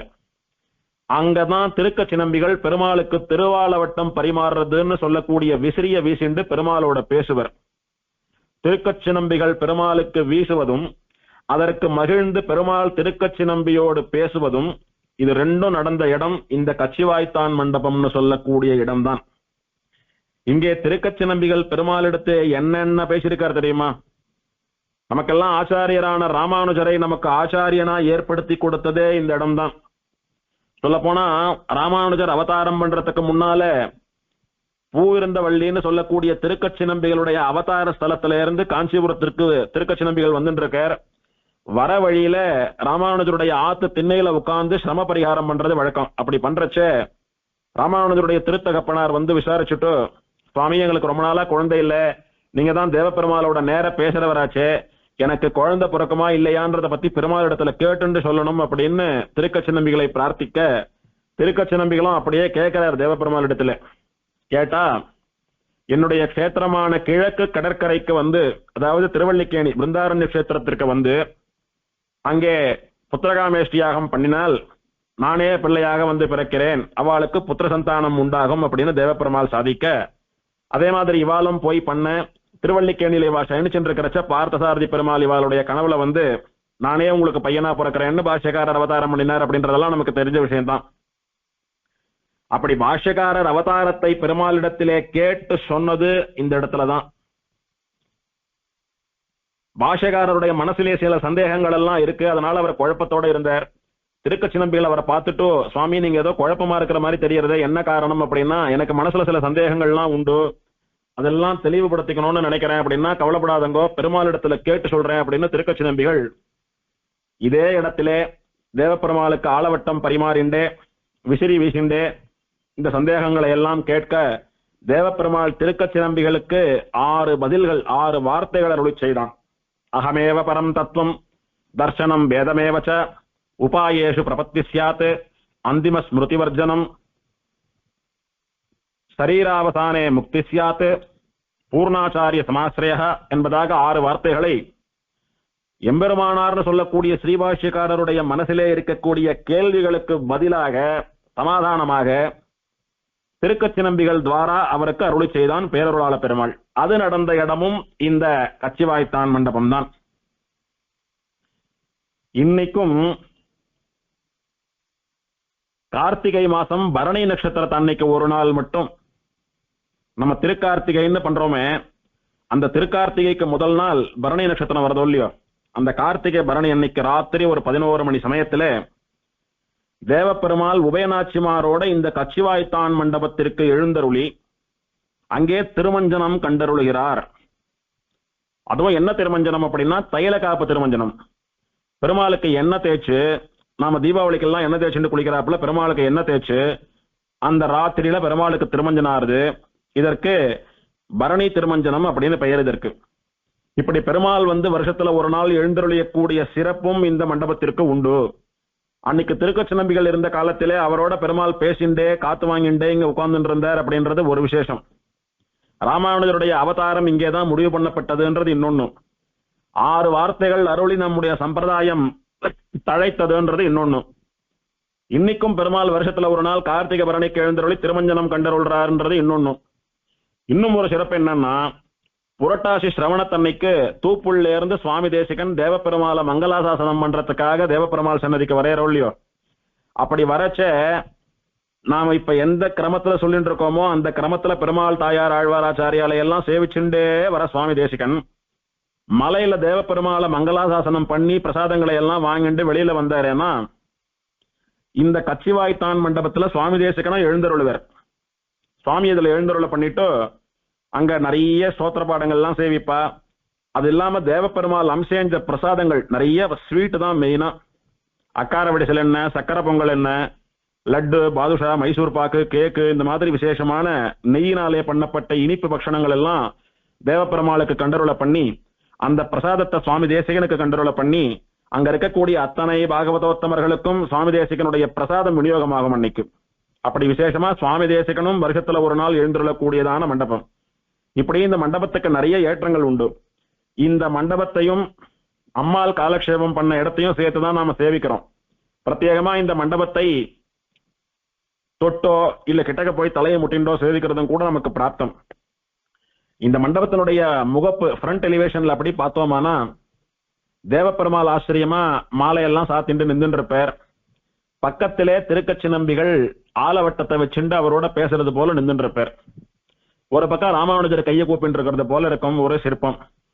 அது நன்னா பளிச்சுன்னு தெரியணும்ன்றதுக்காக பார்த்தாலே எதுக்கு இந்த இடத்துக்கு இவ்வளவு ப்ரையாரிட்டி கொடுத்திருக்கா அப்படின்னு கேட்டாவது இந்த விஷயத்தை தெரிந்து கொள்ள வேண்டும் என்பதற்காக நம்முடைய பெரியவர்கள் அந்த சிற்பத்துக்கு மேல ஸ்வர்ண தகடு வேஞ்சிருக்கா, கோல்டு பிளேட்டிங் பண்ணிருக்கா. அதை பார்த்தாலே தெரிஞ்சுக்கலாம் ஏதோ விசேஷம் இருக்கீங்க அப்படின்னு. அப்படியா விசேஷமான அந்த கச்சிவாய்த்தான் மண்டபத்திலே தேவப்பெருமாளோடு பேசிய திருக்கச்சினம்பிகள், தேவப்பெருமாள் அனுகிரகத்தினாலே பிறந்த நமக்கு ஆச்சாரியராக வந்த சுவாமி ராமானுஜர், அவ்விடத்திலே காலக்ஷேபம் சாதித்தருடைய நடாதூர் அம்மாளாலே அனுகிரகிக்கப்பட்டு நமக்கெல்லாம் ஆச்சாரியனா வழிகாட்டியா இருக்கக்கூடிய சுவாமி தேசிகன், இவாளையெல்லாம் மனசுல நினைச்சுண்டு அந்த மண்டபத்தை விழுந்து சேவிச்சுட்டோமானா, அதுக்கு பக்கத்துல இருக்கக்கூடியது த வேர்ல்டு ஃபேமஸ் பல்லி மண்டபம். வரவாள்லாம் பெருமாளை கேட்டுண்டு வராளோ இல்லையோ தங்கபல்லி வெள்ளி பள்ளின்னு இந்த பள்ளிகளை கேட்டுண்டு தான் வருவா. குறிப்பா ஆந்திராக்காரெல்லாம் பஸ்ஸை விட்டு இறங்கினாலே அவ கேட்கிற கேள்வி, பள்ளி கோவிலுக்கு எப்படி போகணும் சுவாமி, பங்காரு பள்ளி வெண்டி பள்ளி எக்கடா, தங்கபல்லி வெள்ளி பள்ளி எங்க இருக்கு, இதுதான் அவளுடைய கேள்வி. அவளுக்கு காஞ்சிபுரம்னா தெரியாது, தேவப்பெருமாள்னா தெரியாது, அவருடைய பெருமைகள் தெரியாது. அவளுக்கு தெரிஞ்சதெல்லாம் அந்த தங்கப்பள்ளி வெள்ளி பள்ளி இது ரெண்டுத்தையும் தொட்டு கும்பிட்டா அவ நினைச்சது நடக்கும் அப்படின்றது அவளுக்கு தெரிஞ்சது. ஆகையினாலே இந்த பள்ளிகளை பார்க்கறதுக்காகவே ஒரு கூட்டம் படையெடுக்கிறது. இன்னும் சொல்ல போனா ஒரு வேடிக்கை கூட நடக்கும். ஆந்திராக்காரெல்லாம் நிறைய என்ன பண்ணுவா, கோவிலுக்கு வரச்சே ஊரை விட்டு இறங்குறச்சியே தங்கபல்லி வெள்ளி பள்ளின்னு கேட்டுட்டு தான் வருவா. கோவிலுக்கு வரத்துக்குள்ள ஒரு 50 பேரையாவது கேட்டுருவா. ஆட்டோ டிரைவர்ல இருந்து, வாட்ச்மேன்ல இருந்து, செக்யூரிட்டில இருந்து, கோவில் இருக்கிற அர்ச்சகா யாரெல்லாம் பிராமணான்னு தெரியறதோ எல்லாரையும் சுவாமி பள்ளி எங்க பள்ளி எங்க பள்ளி எங்க இதுதான் கேட்டு இருப்பா. எல்லாத்தையும் விட ஒரு வேடிக்கை என்னன்னா, மலைக்கு வருவா, பெருமாள் சேவிக்கிறதுக்கு கூட்டம் அதிகமா இருந்தா நாங்க பெருமாள் எல்லாம் சேவிக்க போறது இல்ல, பள்ளியை சேவிச்சா போறோம், அதனால எங்களை சைட்ல விட்டுருங்கோன்னு கேட்டு பெருமாளையும் சேவிக்காம ஸ்கிப் பண்ணிட்டு பள்ளியை தொட்டு போற கூட்டம் எல்லாம் உண்டு. அத்தனை தூரம் பள்ளிகள் ஃபேமஸ் இங்க. இந்த பள்ளிகளுடைய சரித்திரத்தை ஸ்தல புராணத்துல பார்க்கலாம். இவா ஸ்ருங்கி பேரர்னு சொல்லக்கூடிய ஒரு ரிஷியனுடைய குமாரர்களாக இருந்து சாபத்தினாலே பள்ளிகளா போனவா. இவாள தொட்டு சேவிக்கிறவாளுடைய பாவங்கள் போறது அப்படின்றதா ஸ்தல புராணத்துல சொல்லப்பட்டிருக்கிறதுனால அவளை தொடர்றது வழக்கமா வச்சுட்டு இருக்கா. அந்த பள்ளிகள் இருக்கக்கூடியதான மண்டபம். இந்த பிராகாரத்திற்கு வைய மாளிகை பிராகாரம்னு சொன்ன போலியோ, அதனால இந்த பள்ளிகளுக்கு வைய மாளிகை பள்ளி அப்படின்னு பேரு. வைய மாளிகை பள்ளி புராணம் அப்படின்னு சவுத்துல எழுதி வச்சிருப்பா. அதுக்கப்புறமா கொஞ்சம் முன்னால வந்தோம்னா எக்ஸாக்டா தேவப்பெருமாளுடைய பின்பக்கம், தேவப்பெருமாள் எழுந்தருள் இருக்கிறாரு, அவருடைய முதுகு கிட்ட அவருடைய பின்பக்கத்துல அங்கதான் விசேஷமா நடாதூரம்மாளுடையதான காலக்ஷேப கோஷ்டி நடந்த இடம். அந்த இடத்துல அப்படியே ரூஃப்ல உத்தரத்துல அப்படியே அண்ணாந்து பார்த்தோம்னா ஆச்சரியமான ஒரு பெயிண்டிங், ஒரு ஓவியம் வரைஞ்சு வச்சிருக்கா. அந்த ஓவியத்திலே ஆச்சாரியரான நடாதூரம்மாள் நடுவுல உட்கார்ந்துட்டு காலக்ஷேபம் சொல்லிட்டு இருக்கார். 2 பக்கமும் சிஷ்யர்கள்ல பிரதானமான ஸ்ருத பிரகாசிகாச்சாரியர்னு சொல்லக்கூடிய சுதர்சன சூரி பட்டர் என்ன, வடக்கு திருவீதி பிள்ளைன்னு சொல்லக்கூடிய ஆச்சாரியர் என்ன, சுவாமி தேசிகனுடைய ஆச்சாரியரான கிடாம்பி அப்புள்ளார் என்ன, இந்த மாதிரி பெரிய மகான்கள், ஆச்சாரிய புருஷா, கிரந்த எழுதின கிரந்த கர்த்தாக்கள் இவாள்லாம் உட்கார்ந்துட்டு காலக்ஷேபம் கேட்டு இருக்கா. அவளுக்கெல்லாம் நடுவுல சின்னதா தலைக்கு ஆச்சரியமா கண்ணனை போல கொண்டையெல்லாம் போட்டுண்டு மயில் பீலி எல்லாம் சொருகிண்டு திருமணிட்டு ஒரு சின்ன 5 வயசு குழந்தை அம்மாள் பக்கத்துல ஆசையா போய் ஏதோ பேசுற மாதிரி ஒரு ஓவியம். யாரு? நம்முடைய சுவாமி தேசிகன் குழந்தையில. இந்த இடத்துலதான் முதல்ல சுவாமி தேசிகன் தன்னுடைய பிராச்சாரியரான நடாதூர் அம்மாளை தன்னுடைய ஆச்சாரியரான கிடாம்பி அப்புள்ளாரோட சேவித்த இடம். இங்கே விசேஷமா அம்மாள் காலக்ஷேப கோஷ்டி நடந்துட்டு இருக்கிறது. அப்போ அப்புள்ளார் காலக்ஷேபத்துக்கு வரச்ச கொஞ்சம் தாமதம் ஆயிடுறதுனால, ஏன் தாமதம் அப்படின்னா, அப்புள்ளார் எழுந்தருள் இருந்த இடம் திருவெக்கான்னு சொல்லக்கூடிய சொன்னவண்ணம் செய்த பெருமாள் சன்னதி கிட்டக்க அப்புள்ளாருடைய திருமாளிகை. அங்கே இருந்து தூப்புள் திருத்தன்காவிற்கு போய் தீப பிரகாசனையும் மரகதவள்ளி தாயாரையும் சேவிச்சுட்டு அப்படியே பக்கத்துல இருக்கிற தங்கையும் மருமானையும் பார்த்துட்டு வரலான்னு சுவாமி எழுந்தருள்றார். அப்போ வெங்கடநாதன் சொல்லக்கூடிய குழந்தை, மாமா உங்களோட நானும் வரேன்னு சொல்ல, நான் அம்மாளுடைய காலக்ஷேப கோஷ்டிக்கு போயிட்டு இருக்கேன்டா குழந்தை, உன்னை அழிச்சுட்டு போக முடியாதுன்னு சுவாமி சொல்ல, நான் அங்க பேச மாட்டேன், விளையாடவெல்லாம் மாட்டேன், உங்களை சிரமப்படுத்த மாட்டேன், சமத்தா இருக்கேன்னு இந்த குழந்தை கெஞ்ச, சரி பெருமாளையும் ஆச்சாரியனும் சேவித்தது போல இருக்கட்டும் அப்படின்னு அப்புள்ளாரானவர் அந்த குழந்தைய தூக்கிண்டு அம்மாளுடைய காலக்ஷேப கோஷ்டிக்கு வரார். இப்படி குழந்தையோட பேசி சமாதானம் பண்ணி அந்த குழந்தைய தூக்கிண்டு அழிச்சுட்டு வரத்துக்கு நாழி ஆயிடுத்து. அதனால காலக்ஷேபம் ஆரம்பிக்கிற சமயத்துக்கு அவ காலக்ஷேபம் ஆரம்பிச்சுட்டா. காலக்ஷேபம் நடந்துட்டு இருக்கு. இவர் கொஞ்சம் தாமதமா தான் வந்தார். காலக்ஷேபம் ஆரம்பிச்ச உடனே வந்தோமே, அவசாரப்பட்டுட்டோமேன்னு அப்படி ஒரு வேகமா பதற்றத்தோடைய கூட விழுந்து சேவிச்சார். இந்த குழந்தையும் விழுந்து சேவிக்கிறது. காலக்ஷேபம் சொல்லிட்டு இருந்த சுவாமியும் கேட்டு இருந்தவாலும் அப்படியே ஆண் வாயை புலர்ந்து ஸ்டன்னாய் நின்று போயிட்டா. ஏன் அப்படின்னா, இந்த குழந்தையினுடைய அழகு, இந்த குழந்தையினுடைய தீக்ஷண்யம், இந்த குழந்தையினுடைய கண்ணில் இருக்கக்கூடிய தேஜஸ், இந்த குழந்தையினுடைய பேக்ரவுண்ட்ல தெரியக்கூடிய தெய்வீக ஒளி, இதெல்லாம் பார்த்தா என்ன பெருமாளே குழந்தையாட்டம் வந்த மாதிரி இத்தனை தேஜஸோட ஒரு குழந்தை, இந்த மாதிரி குழந்தைய இதுவரைக்கும் பார்த்ததில்லையே அப்படின்னு அந்த குழந்தையினுடைய திவ்ய தேஜஸ்ல அப்படியே எல்லாரும் மயங்கி போயிட்டா. ஆச்சாரியன் எங்க காலக்ஷேபம் சொல்லி நிறுத்தினோன்றதை மறந்துட்டார். கேட்டு இருந்த சிஷ்யால மறந்துட்டா. அப்புள்ளார் சேவித்தார், குழந்தையும் சேவிச்சது. அப்புள்ளாரை பார்த்து ஆச்சாரியரான நடாதூர் அம்மாள் கேட்கிறார், யார் இந்த குழந்தை அப்படின்னு. அடியனுடைய மருமான் வேங்கடநாதன் அப்படின்றதா அப்புள்ளார் தெரிவிக்கிறார். ரொம்ப அழகா ஆச்சரியமான குழந்தையா இருக்கானே அப்படின்னு சொல்லிட்டு, சரி உட்காருங்க காலக்ஷேபத்தை தொடரலாம் அப்படின்றார். அப்புள்ளார் உட்கார்ந்துட்டார். குழந்தையும் கூட போய் நின்றுக்கிறது, மாமா பக்கத்துல போய் நின்றுக்கிறது குழந்தை. ஏன் மாமான்னு சொல்றேன்னா, இன்னும் அப்புள்ளார் தேசிகனுக்கு ஆச்சாரியன் ஆல, அதனால மாமான்னு சொன்னேன் அடியன். மாமா பக்கத்துல போய் குழந்தை நின்றுக்கிறது. சுவாமி நான் எங்க விட்டேன்னு கேட்கிறார் அம்மாள். சிஷியால் எல்லாம் கூட, சுவாமி இந்த குழந்தையினுடைய தேஜஸ்ல மயங்கி நாங்க மறந்துட்டோமே அப்படின்னு சொல்ல, நானும் அதுலதான்ப்பா மறந்துட்டேன் அப்படின்னு ஆச்சாரியன் சாதிக்க, அப்புள்ளாரம் வந்த பதட்டத்துல அவரும் கவனிக்கல. இந்த குழந்தை அம்மாள் எங்க விட்டாரோ அந்த வாசகத்தை சொல்லி, சுவாமி இங்கதான் நிறுத்தினீங்கோ அப்படின்னு திரும்பவும் சொல்லிட்டு, எப்போ அந்த குழந்தையா இருக்கிற பால்யத்திலேயே. சுவாமி பார்த்தார், இதெல்லாம் வேதாந்த விஷயமான ஸ்ரீபாஷ்யத்தை எங்க விட்டோம்னு சொல்லக்கூடிய அளவுக்கு குழந்தையா இருக்கிறச்சேவே இவ்வளவு ஞானம் இந்த பையனுக்கு, இப்படி ஒரு பிரதீப இந்த பையனுக்கு. இன்னும் ஸ்ரீபாஷ்யம்னா என்னன்னு கூட கேள்வி கூட பட்டிருக்க மாட்டான் இந்த குழந்தை. ஆனால் இப்படி ஒரு ஞானம் இருக்கிறதே இவனுக்கு, இவன் சாதாரணமானவன் அல்ல, பெரிய மகானா வரக்கூடியவன் அப்படின்னுட்டு இங்க கிட்டவாடா குழந்தைன்னு சுவாமி தேசிகனை கூட்டு தன் மடியிலே அமர வைத்துக் கொண்டு குழந்தைய ஆசையா அப்படி தலையை வருடி கொடுத்து, பிரதிஷ்டாபித வேதாந்தः பிரதிக்ஷிப்த பகிர்மதः பூயாஹ த்ரைவித்யமான்யஸ்த்வம் பூரி கல்யாண பாஜனம் அப்படின்றதாக வேதங்களையும் வேதாந்தங்களையும் இந்த லோகத்திலே பரப்பக்கூடிய ஒரு சம்பிரதாய ஆச்சாரியனாக நீ வருவே, வந்து வேத வேதாந்தங்களுக்கு வியாக்கியானம் எல்லாம் பண்ணி அந்த சம்பிரதாயத்தை காப்பாற்றக்கூடிய சிங்கமாக ரட்சகனாக நீ இருப்பாய் அப்படின்னு அனுகிரகம் பண்ணினர். பண்ணிட்டு இப்பேற்பட்ட விசேஷ வியக்தியான இந்த குழந்தைக்கு எல்லா விஷயங்களையும் சொல்லி கொடுத்து காலக்ஷேபம் எல்லாம் சொல்லி இவனை பெரிய ஆளாக்கணும்னு எனக்கு ஆசை. ஆனா இவனோ ரொம்ப சின்ன பாலகன், இன்னும் உபநயனம் கூட ஆல, இன்னும் உபநயனமாகணும், சமாசிரயணமாகணும், அத்தியனமாகணும், அதுக்கப்புறம் தானே காலக்ஷேபம் எல்லாம். எனக்கோ வயசாயிண்டே போறது, அது வரைக்கும் நான் இருக்க மாட்டேன்.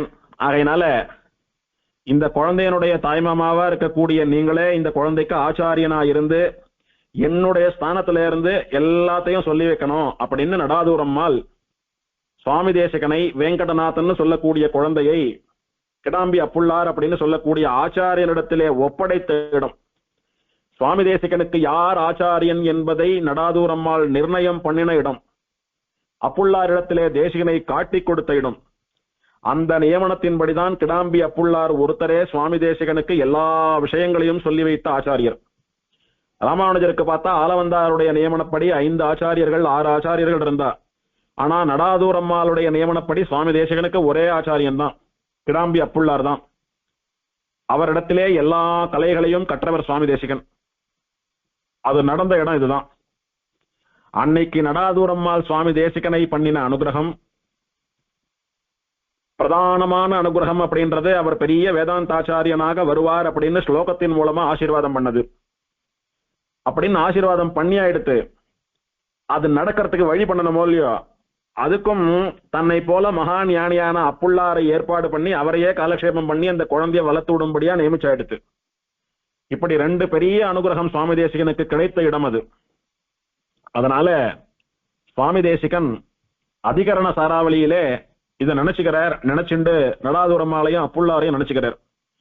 ஸ்ரீமத்யாம் சியாதசா வித்யனுபதி வரதாச்சாரிய ராமானுஜாபியாம் சம்யக் திருஷ்டேன சர்வம் சஹ நிசிததயா வெங்கடேஷேன கிளுப்தஹ அப்படின்னு வரதாச்சாரியர்னு சொல்லக்கூடிய நடாதூர் அம்மாள், ஆத்ரேய ராமானுஜாச்சாரியர்னு சொல்லக்கூடிய கிடாம்பி அப்புள்ளார், இந்த 2 மகா ஆச்சாரியர்களினுடைய கட்டாட்சத்தினாலே அவர்களினாலே எல்லா விஷயங்களையும் அனுகிரகிக்கப்பட்டு வெங்கடேஷன் சொல்லக்கூடிய நான் வேதாந்தாச்சாரியனாக ஆகி இந்த அதிகரண சாராவளியை எழுதியிருக்கிறேன் அப்படின்னு சுவாமி தேசிகனே நினைத்து கொண்டாடும்படியான ஏற்றம் பெற்ற நடாதூர் அம்மாள், சுவாமி அப்புள்ளார், இவர்களுடைய சம்பந்தம் தேசிகனுக்கு ஏற்பட்ட இடம் இந்த இடம்.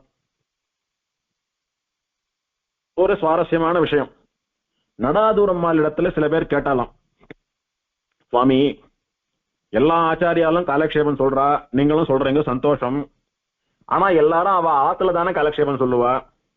சில பேர் ஆத்துல இடம் போறலன்னா கோவில்ல சொல்றது வழக்கம். இந்த கோவில்ல கூட எவ்வளவோ பெரிய விஸ்தாரமான இடம்லாம் நிறைய உண்டு. அப்படியே தோட்டத்துக்கெல்லாம் போயிட்டா அங்க 500-1000 பேர் கூட உட்கார முடியும்.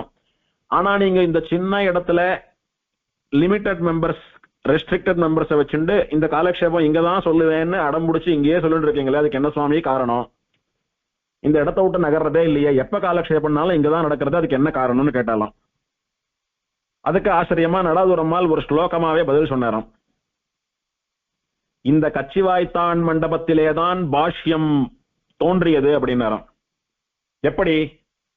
ராமானுஜர் மனசுல 6 சந்தேகங்கள் இருந்ததுன்னு பார்த்தோம். எது பரதத்துவம்? அப்ப தேவபெருமாள் என்ன சொன்னார்? அகம் ஏவ பரம் தத்துவம், நானே பரம்பொருள் அப்படின்னார். அதை ஸ்ரீபாஷ்யத்திலே பாஷ்யக்காரர் நிர்மாணம் பண்ணியிருக்கிறார். எம்பெருமான் ஸ்ரீமன் நாராயணன் தான் பரதத்துவம் அப்படின்னு ஸ்ரீபாஷ்யத்திலே ஸ்தாபனம் பண்ணப்பட்டிருக்கு. தர்சனம் வேத ஏவச்ச, துவைத்தம் அத்வைத்தம் விசிஷ்டாத்வைத்தம்னு நிறைய சித்தாந்தங்கள், ஸ்கூல் ஆஃப் பிலாசபிஸ் எல்லாம் இருக்கு. அத்வைத்திகள் ஈஸ்வரன் அல்லது பிரம்மம் ஜீவன் எல்லாரும் ஒண்ணுதான், எல்லாமே ஒண்ணுதான், வித்தியாசம் கிடையாது. அபேதம் தான் சித்தாந்தம். ஈஸ்வரனுக்கும் ஜீவனுக்கும் பேதம் கிடையாது, 2 பேரும் ஒண்ணுதான், யூனிட்டி தான், அங்க டிஃபரன்ஸ் கிடையாது. ஆகையினால அபேதம் அதுதான் சித்தாந்தம் நவா சொல்றா. சில பேர் பேதம் உண்டுன்னு சொல்றா, சில பேர் இன்னொரு மாதிரி சொல்றா. இப்படி பலவிதமான சித்தாந்தங்கள் இருக்கிறபடினால எங்களுக்கு குழப்பமா இருக்கு சுவாமி. எது சித்தாந்தம் அப்படின்னு எனக்கு தெளிவா தெரியணும் அப்படின்றதும் ராமானுஜருடைய மனசுல ஒரு கேள்வி. அதுக்கு தேவபெருமாள் சாதித்த பதில் தர்சனம் வேத ஏவச்ச. தர்சனம் அப்படின்னாலும் சித்தாந்தம் அப்படின்னாலும் ஒண்ணு. பேதமே நம்முடைய சித்தாந்தம். என்ன பேதம்?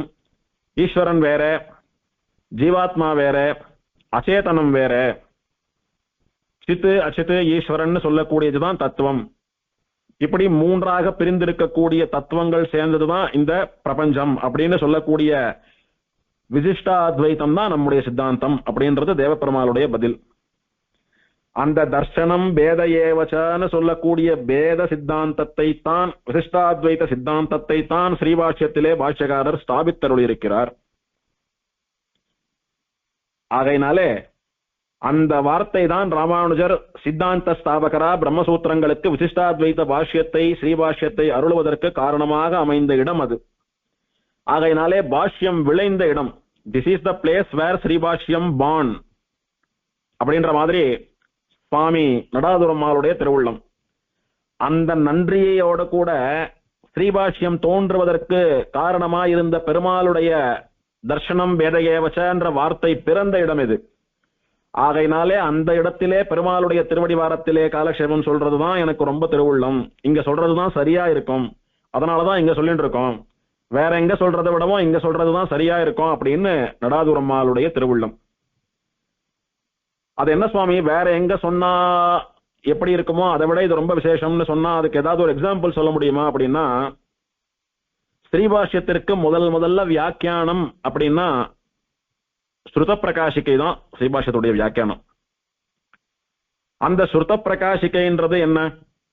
ஸ்ருதம் அப்படின்னா காதாலே கேட்கப்பட்டது, நான் என்ன கேட்டேனோ அது ஸ்ருதம்.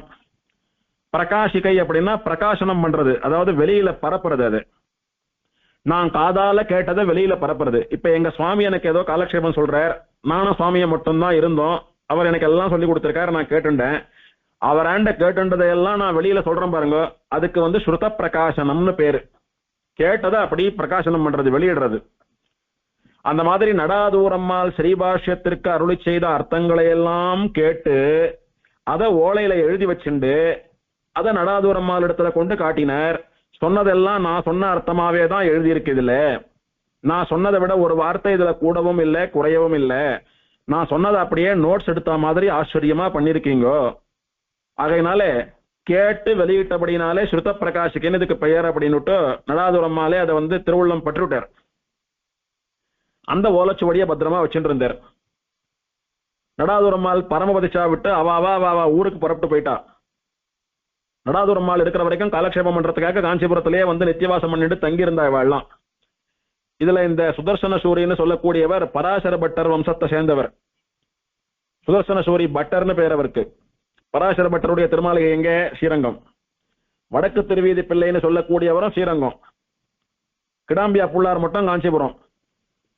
அம்மாள் பரம்பரிச்சா விட்டு காலக்ஷேபம் ஆயிடுத்துன்னு அவ ஊருக்கு புறப்பட்டு போயிட்டா. அப்போ இந்த ஸ்ருத பிரகாசிகாச்சாரியர்னு சொல்லக்கூடிய சுதர்சன சூரிகள் இந்த காலக்ஷேப ஓலச்சுவடிய கூட எடுத்துட்டு ஸ்ரீரங்கம் போயிட்டார். அம்மாள் பரம்பரிச்சுட்டார். சுவாமி தேசிகன் சொல்லக்கூடிய குழந்தை 20 வயசுக்குள்ள ஆச்சாரியன் இடத்துல எல்லாத்தையும் கத்துனுடுத்தோ. ஆச்சாரியரான அப்புள்ளாரும் பரம்பரிச்சுட்டார்.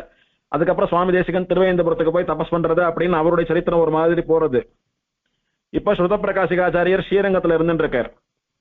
சுவாமி தேசிகனுக்கு ஒரு 40 வயசு இருக்கிற சமயத்துல ஸ்ரீரங்கத்திலே அத்வைதிகளால பிரச்சனை வந்து அத்தியனோத்சவங்கள்லாம் நின்னு போற போது அத்வைதிகளை வாதம் பண்ணி அடக்கி அவளை ஜெயித்து நம்ம சித்தாந்தத்தை ஸ்தாபனம் பண்ணக்கூடியவா யார் இருக்கா அப்படின்னு யோசிக்கிற போது பெரியவாள்லாம் அன்னைக்கு நடாதூரம்மாளாலே அனுகிரகம் பண்ணப்பட்ட வேங்கடநாதன் இருக்கிறாரே, அவர் நடாதூரம்மாள் அருளி செய்தது போல பிரதிஷ்டாபித வேதாந்தராயிற்று, ஆகையினால அவர் வந்துதான் இவாளெல்லாம் அடக்க முடியும்னு சொல்லி பெரியவாள்லாம் சேர்ந்து காஞ்சிபுரத்திற்கு ஒரு லெட்டர் அனுப்பினார். நம்ம சித்தாந்தத்துக்கு நம்ம சம்பிரதாயத்துக்கு ஒரு பெரிய ஆபத்து, தேவரையர் வந்து தீர்த்து வைக்கணும் அப்படின்னு சொல்லி அப்ப சுவாமி தேசிகன் அப்பதான் ஸ்ரீரங்கம் போறார். அந்த வாதம் எல்லாம் பண்ணி சததோஷனை எல்லாம் எழுதி சுவாமியானவர் அங்கே அவளை ஜெயித்து அத்தியனோத்சவத்தை எல்லாம் நடத்தி வைக்கிறார். அப்படியே இருந்துருக்கிறச்ச துருஷ்காலுடைய படையெடுப்பு வந்த போது பெரிய பெருமாள் மூலவரை கல்தரையிட்டு மறைச்சிட்டு உற்சவரை தோல் எழுந்துருளை பண்ணிட்டு நிறைய பேர் அப்படியே போயிட்டா பெருமாளை காப்பாத்தணும்னு. அப்போ ஸ்ரீ வைஷ்ணவா யாரா அங்க இருக்கக்கூடாது, இருந்தா அந்த துருஷ்கன் வந்து அவளுடைய கழுத்தை சீவிடுவான் அப்படின்னு பயந்துட்டு ஸ்ரீ வைஷ்ணவாலும் அவாவா குழந்தை குட்டிகள் எல்லாம் அழிச்சுட்டு தப்பித்தா போறோம்னு ஓடினான். அப்போ ஸ்ருத பிரகாசிகாச்சாரியர் ரொம்ப வயசான சமயத்திலே பெருமாளுடைய அனுகிரகத்தினாலே கூறத்தாழ்வான போல அவருக்கும் 2 குழந்தைகள் பிறந்தா. அந்த 2 குழந்தைகளையும் இந்த ஸ்ரீபாஷ்ய வியாக்கியானமான ஸ்ருத பிரகாசிகா ஓலச்சுவடியையும் தூக்கிண்டு ராத்திரியில ஸ்ரீரங்கத்தை விட்டு புறப்பட்டு போனார் ஸ்ருத பிரகாசிகாச்சாரியர். போற வழியில கால் இடறி தவறி விழுந்தார். அவர் பிராணன் போறக்கூடியதான ஒரு சமயம் வந்துடுத்து. அப்போ சுவாமி தேசிகன் அங்க வரும்போது, வேங்கடநாதரே, உம்மிடத்திலே என்னுடைய குழந்தைகளையும் இந்த கிரந்தத்தையும் ஒப்படைக்கிறேன், இந்த குழந்தைகளை நீங்க தான் வளர்த்து ஆளாக்கணும், இந்த கிரந்தத்தையும் நீங்க தான் பிரகாசனம் பண்ணணும்னு சொல்லி ஒப்படைக்க சொல்லிட்டு பரம்பு போய் சுடுறார். அப்புறம் அந்த குழந்தைகளுக்கு காலக்ஷேபம் எல்லாம் சொல்லி வச்சு அவளை பெரிய மகான்களா ஆக்கினது சுவாமி தேசிகன் தான். அந்த ஓலச்சுவடிய ஸ்ருத பிரகாசிகைய லோகத்திலே பரப்பியதும் சுவாமி தேசிகன் தான். இன்னைக்கு அந்த ஸ்ருத பிரகாசிக்க மட்டும் இல்லைன்னா ஸ்ரீபாஷ்யத்துக்கான அர்த்தம் யாருக்கும் தெளிவாக விளங்கப் போவதில்லை. ஆக அதுக்கு முன்னாலேயே ஒரு 200 வருஷமா ராமானுஜரிடத்துல ஸ்ரீபாஷ்யம் கேட்டவாள்லாம் உண்டு. ராமானுஜரிடத்திலேயே கேட்டவா, அவரிடத்துல ஸ்ரீபாஷ்ய காலக்ஷேபம் பண்ண ஆச்சாரியரிடத்துல கேட்டவா, இவெல்லாம் நிறைய உண்டு. இத்தனை பேர் இருந்தாலும் இங்கு நடாதூரம்மாள் சாதித்த ஸ்ரீபாஷ்ய காலக்ஷேபம் தான் வியாக்கியானமா ஸ்ருத பிரகாசிகையா மாறித்து. அப்படின்னா தர்ஷனம் வேத ஏவச்சான்ற வார்த்தையை சொல்லி விசிஷ்டாத்வைத சித்தாந்தத்திற்கு வெத போட்ட பெருமாள் அந்த வார்த்தை தோன்றிய இடம் தேசிகன் அனுகிரகிக்கப்பட்ட விடமானபடியினாலே இங்க சாதிக்கிறது விசேஷம் அப்படின்றது அம்மாளுடைய திருவுள்ளம். அப்படின்னு அம்மாள் சாதித்தார் அப்படின்னு வில்லூர் கருணாகராச்சாரிய சுவாமி அம்மாளுடைய சரித்திரத்துல அனுகிரகிச்சாயிருக்கு. இப்படி விசேஷமா அம்மாளுடைய காலக்ஷேப கோஷ்டி நடந்துட்டு இருக்கிற இடம் அந்த இடம். அந்த இடத்தை விழுந்து சேவிக்கிறோம். சேவித்து அங்கு சுவாமி தேசிகன், அவருடைய ஆச்சாரியரான அப்புள்ளார், ஸ்ருத பிரகாசிகாச்சாரியர், இன்னும் பல ஆச்சாரியர்கள், எல்லாருக்கும் ஆச்சாரியரா பரமாச்சாரியரா எழுந்தருளி இருக்கக்கூடிய நடாதூர் அம்மாள், தேவப்பெருமாள் எழுந்தருளி திருக்கச்சி நம்பிகளோடு வார்த்தையாடின மண்டபம், தேவப்பெருமாள் திருக்கச்சி நம்பிகள்னு எல்லோரையும் சமூகமா சேர்ந்து அத்தனை பேரும் அங்க எழுந்தருளி இருக்கிறதா பாவிச்சுண்டு சாஷ்டாங்கமா விழுந்து சேவிக்கும்படியான பாக்கியம் நமக்கு ஏற்படுறது. இந்த இடத்துக்கு அம்மாள் காலக்ஷேப கோஷ்டி அப்படின்னு பெயர். இந்த இடத்துல சேவிக்கிறோம். ஏற்கனவே போறச்ச சேவிச்சுட்டு தான் வந்தோம்.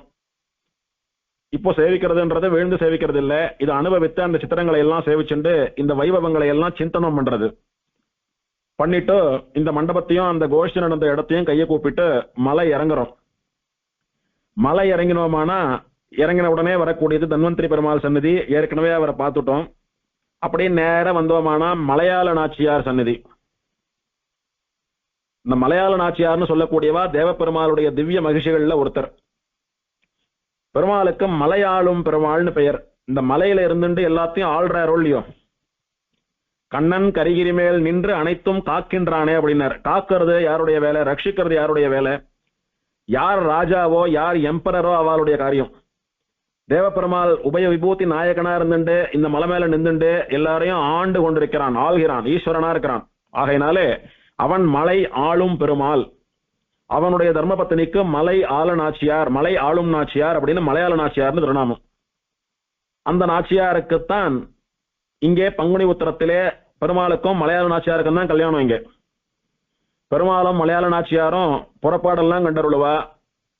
கல்யாணோத்சவ புறப்பாடு பங்குனி உத்திர உற்சவம் 3 நாள் அப்படின்னு மலையாள நாச்சியாரோட தான் பெருமாளுக்கு புறப்பாடு. கல்யாணம் மலையாள நாச்சியாரோட தான் ஆறுது. சேர்த்தி மட்டும் பெருந்தேவி தாயார் சன்னதியிலே எல்லா தாயார்களோடும் பெருமாள் எழுந்தருளி இருக்கக்கூடியதான வைபவம். அப்படி பெருமாளுடைய திவ்ய மகிழ்ச்சிகளான நாச்சியார்கள் ஸ்ரீதேவி, பூமிதேவி, பெருந்தேவி, மலையாள நாச்சியார், ஆண்டாள், இந்த 5 பிராட்டிகள்ல ஒருத்தி இந்த மலையாள நாச்சியார். அவளுடைய சந்நிதி, அவள் மூலவரும் உற்சவரும் எழுந்தருளி இருக்கக்கூடிய இடம். பார்க்கறதுக்கு அசப்புல ஆண்டாள் போலயே இருக்கக்கூடிய நாச்சியார், நின்ற திருக்கோலம். அவளையும் சேவிச்சுண்டு வந்தோமானா பழையபடி புறப்பட்ட இடம் அழகிய சிங்கர சன்னதிக்கே வரும். அழகிய சிங்கர மறுபடியும் ஒரு முறை கையை கூப்பிட்டு வெளியில வந்தோமானா நாம ஏற்கனவே பார்த்த கருடனுடைய சந்நிதி. விசேஷமா இன்னைக்கு ஆடி சுவாதி, கருடனுடைய திரு அவதார மகோத்சவம். கருடன் அவதாரம் பண்ணின நட்சத்திரம் ஆடி மாசம் சுவாதி நட்சத்திரம். இந்த நன்னாளிலே கருடனையும் நாம் ஸ்மரித்துக் கொண்டு அவருடைய அனுகிரகத்தையும் பெற்றுக்கொள்ளலாம். அப்படி சேவிச்சுட்டு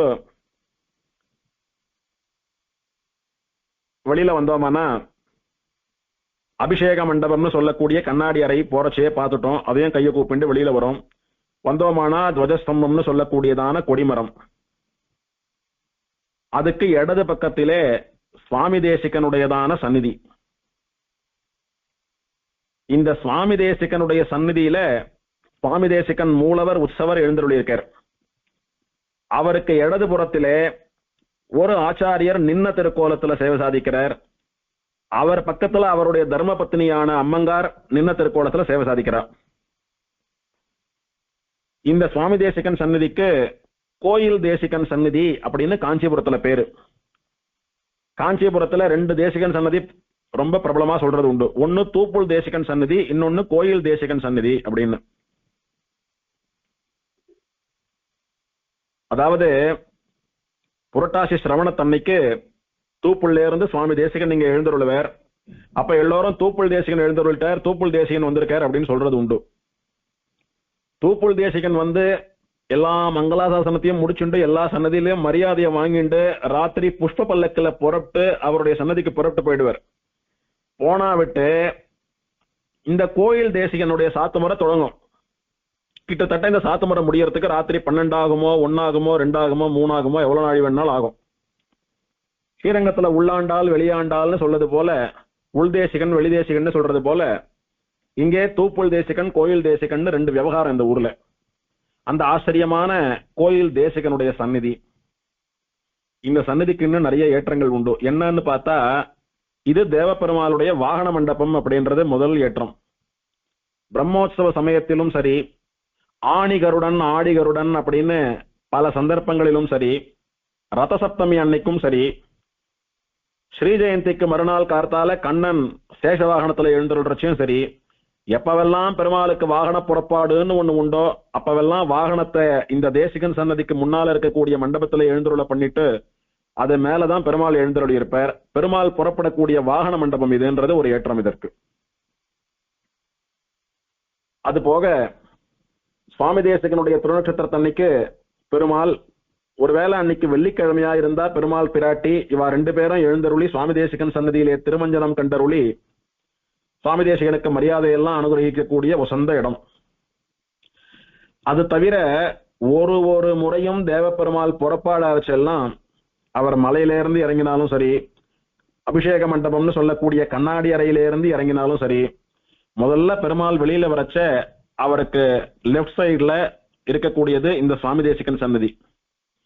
அந்த பக்கமா திரும்பி நின்று முதல்ல சுவாமி தேசிகனுக்கு மாலை மரியாதை ஷட்டாரி சாதிச்சுட்டு, அதுக்கப்புறம் பக்கத்துல இருக்கக்கூடிய ஆச்சாரியரான லட்சுமி குமார தாத்த தேசிகனுக்கும் அந்த அம்மங்காருக்கும் ஷடாரி சாச்சிட்டு தான் பெருமாள் புறப்படுவார். தேவப்பெருமாள் சன்னதியை விட்டு கிளம்புறார், தொண்டரடி பொடி அப்படின்னு சொல்லக்கூடிய வாசலை தாண்டார் அப்படின்னாலே சுவாமி தேசிகனுக்கு ஷடாரி சாச்சிட்டு லட்சுமி குமார தாத்த தேசிக திவ்ய தம்பதிகளுக்கு ஷடாரி சாச்சிட்டு தான் வெளியில புறப்படுவார். அப்படி ஒரு ஏற்றம் வேற எந்த சன்னதிக்கும் கிடையாது. வெளியில வரார் அப்படின்னாலே சுவாமி தேசிகனுக்கும் இவாளுக்கும் சடாரி. அதே மாதிரி மலைக்கு போறார் அப்படின்னாலே ஆண்டாளோட மாலை மாத்திக்கிறது. இது ரெண்டும் வழக்கம். இது இல்லாம ஒரு நாளும் பெருமாள் எழுந்தருளினதே கிடையாது. அப்பேற்பட்ட ஏற்றம் இந்த சன்னதிக்கு. அது மட்டுமல்லாமல் சுவாமி தேசிகன் பக்கத்துல இருக்கக்கூடிய சுவாமிக்கு லட்சுமி குமார தாத்த தேசிகன்னு திருநாமம். இவர் நம்முடைய சம்பிரதாயத்திலே, விசேஷமா முனித்திரைய சம்பிரதாயத்திலே பஞ்சமத பஞ்சனம் தாத்த தேசிகன் அப்படின்னு ஒரு சுவாமி எழுந்திருந்தார். அவருக்கு முன்னால சஷ்டபராங்குஷ சுவாமி அப்படின்னு ஒரு ஆச்சாரியர் எழுந்தருளி இருந்தார். சஷ்டபராங்குஷ சுவாமி முனித்திரயத்தாருக்கும் காலக்ஷேப ஆச்சாரியன். அகோபிலமடத்திலே 6வது பட்டம் அழகிய சிங்கராகவும் பதவி வகித்த சுவாமி. ஆகையினால அந்த சுவாமி மடம் முனித்திரையும் எல்லாருக்கும் ஆச்சாரியன். அவர் சஷ்டபராங்குஷ சுவாமின்னு சொல்லக்கூடியவர். கரளப்பாக்கம் ஆயிஷிங்கர் அப்படின்னுவா. அந்த சுவாமி தான் அகோபிலத்துல ஒரு குகைக்குள்ள போய் அப்படியே அந்தர்தானம் ஆயிட்டார். இன்னைக்கும் அந்த குகைக்குள்ள இருந்துட்டு இருக்கார் அப்படின்னு நம்பப்படுகிற சுவாமி.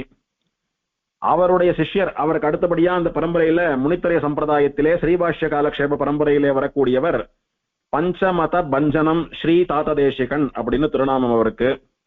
அவருடைய திருநக்ஷத்திரம் மாசி மாசம் சுவாதி நட்சத்திரம். அந்த சுவாமிக்கு பசங்க இல்லை. அவர் தன்னுடைய தம்பியினுடைய பசங்கள்ல ஒருத்தரை ஸ்வீகாரம் பண்ணிட்டார். அப்படி தம்பியினுடைய பையனும் இவருடைய ஸ்வீகார குமாரருமானவர் தான் இந்த லக்ஷ்மி குமார தாத்த தேசிகன்னு சொல்லக்கூடிய ஆச்சாரியர். இவருடைய திருநக்ஷத்திரம் கார்த்திகை மாசம் அனுஷ நட்சத்திரம். பொதுவா சம்பிரதாயத்துல தாத்த தேசிகன் அப்படின்னா பஞ்சமத பஞ்சனம் தாத்த தேசிகனை தான் குறிக்கும். ஆனால் காஞ்சிபுரத்திலே தாத்த தேசிகன் அப்படின்னா இந்த லக்ஷ்மி குமார தாத்த தேசிகனைத்தான் குறிக்கும்.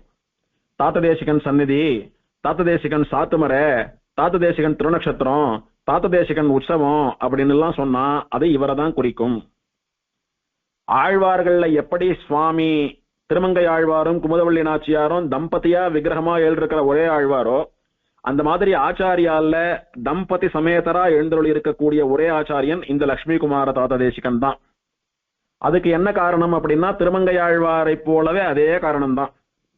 இந்த சுவாமி விஜயநகர சாம்ராஜ்யத்திலே ராஜகுருவாக எழுந்தருளி இருந்து ராஜாவுக்கு நிறைய நல்லதையெல்லாம் உபதேசம் பண்ணிட்டு அந்த ஊர்ல இருக்கிறவாளுக்கெல்லாம் சமாசிரயணங்கள்லாம் பண்ணி வைத்து பரநியாசம் எல்லாம் பண்ணி வைத்து சம்பிரதாய உபன்யாசங்கள் காலக்ஷேபங்கள் எல்லாம் சொல்லி அவளை நல்வழிப்படுத்திட்டு வந்த சுவாமி. இந்த சுவாமியினுடைய தேவியாருக்கு கமலா அம்மங்கார் அப்படின்னு திருநாமம்னு சொல்றா. அந்த அம்மாவும் அவளுக்கு என்ன முடியுமோ அதையெல்லாம் எல்லாருக்கும் சொல்லிக் கொடுப்பாளாம். பகவன் நாமங்களை சொல்லிக் கொடுக்கறது, ராமாயண கதைகளை சொல்றது, மகாபாரத கதைகளை சொல்றது, திருப்பாவை சொல்லிக் கொடுக்கறது, ஸ்தோத்திரங்கள்லாம் சொல்லிக் கொடுக்கறது. அந்த மாதிரி அந்த அம்மாவும் குழந்தைகள் ஸ்திரீகளை எல்லாம் சேர்த்து வச்சுட்டு அவளுக்கெல்லாம் நிறைய சம்பிரதாய ஞானம் எல்லாம் கொடுத்துருக்கானபடினாலே அங்க எப்படி குமுதவள்ளி நாச்சியார் மகா பாகவதையா இருந்தபடினால அவளுக்கும் ஆழ்வாரோட சேர்த்து விக்கிரக பிரதிஷ்டையோ, அந்த மாதிரி இந்த சுவாமியை போலவே அந்த அம்மாவும் எல்லோருக்கும் ஒரு ஆச்சாரியை போல மார்கதர்ஷியாக இருந்தபடினால அவளுக்கும் சேர்த்து இங்க விக்கிரகம் அப்படின்றது ஒரு விசேஷம். இந்த தாத்த தேசிகனுடைய உற்சவம் 10 நாள் நடக்கும். அவருடைய அவதார உற்சவம் 10 நாள் நடக்கும். 10ஆம் நாள் அவருடைய திருநக்ஷத்திரமான கார்த்திகை அனுஷத்தன்னைக்கு தேவப்பெருமாளும் பெருந்தேவி தாயாரும் எழுந்தருளி அவருடைய சாத்துமரை நடக்கும். பெருமாளும் தாயாரும் எழுந்தருளி திருமஞ்சனம் கண்டருளி விசேஷமான புறப்பாடெல்லாம் ஆகி சாத்துமறையாகும். தேவப்பெருமாள் சன்னதியில வருஷத்துல 2 நாள் தான் பெருமாளுக்கு ரத்னாங்கி சேவை.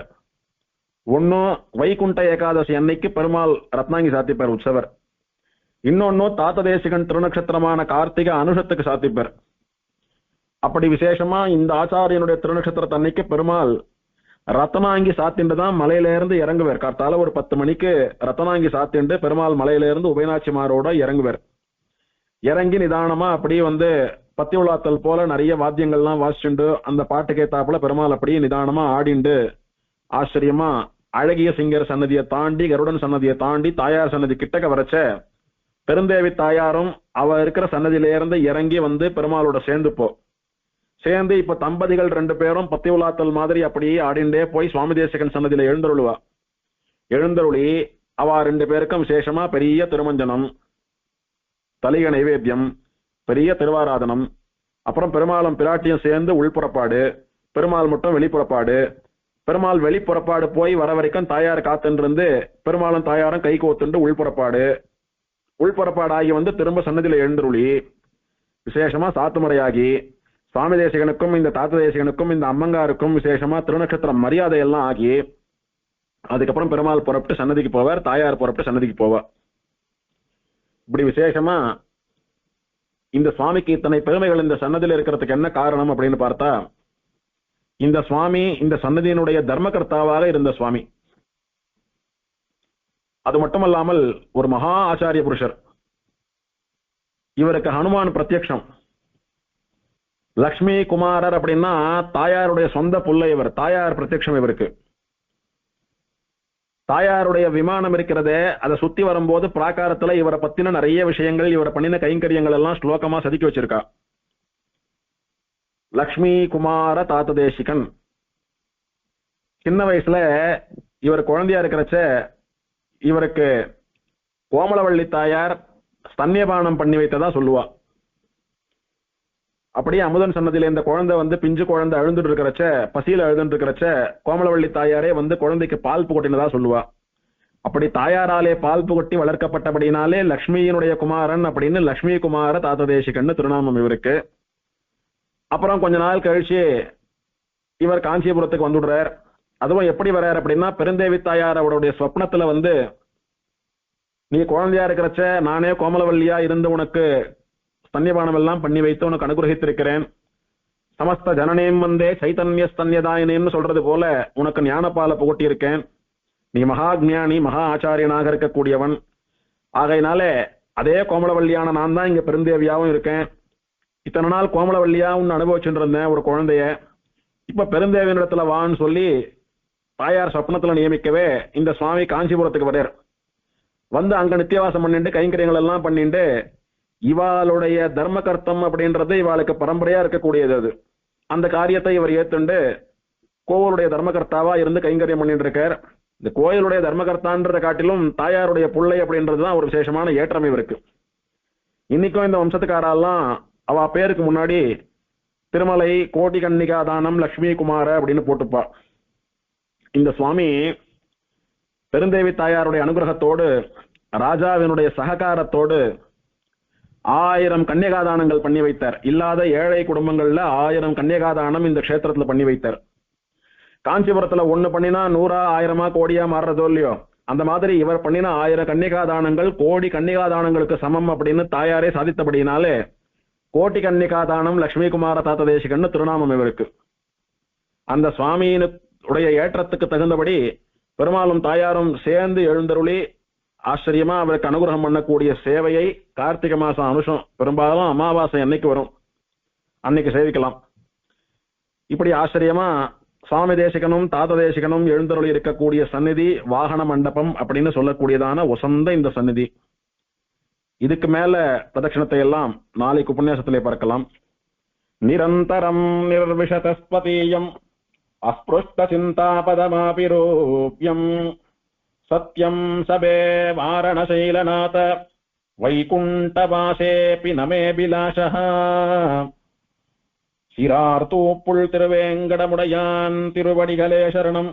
லக்ஷ்மி குமார தாத்த தேசிகன் திருவடிகளே சரணம்.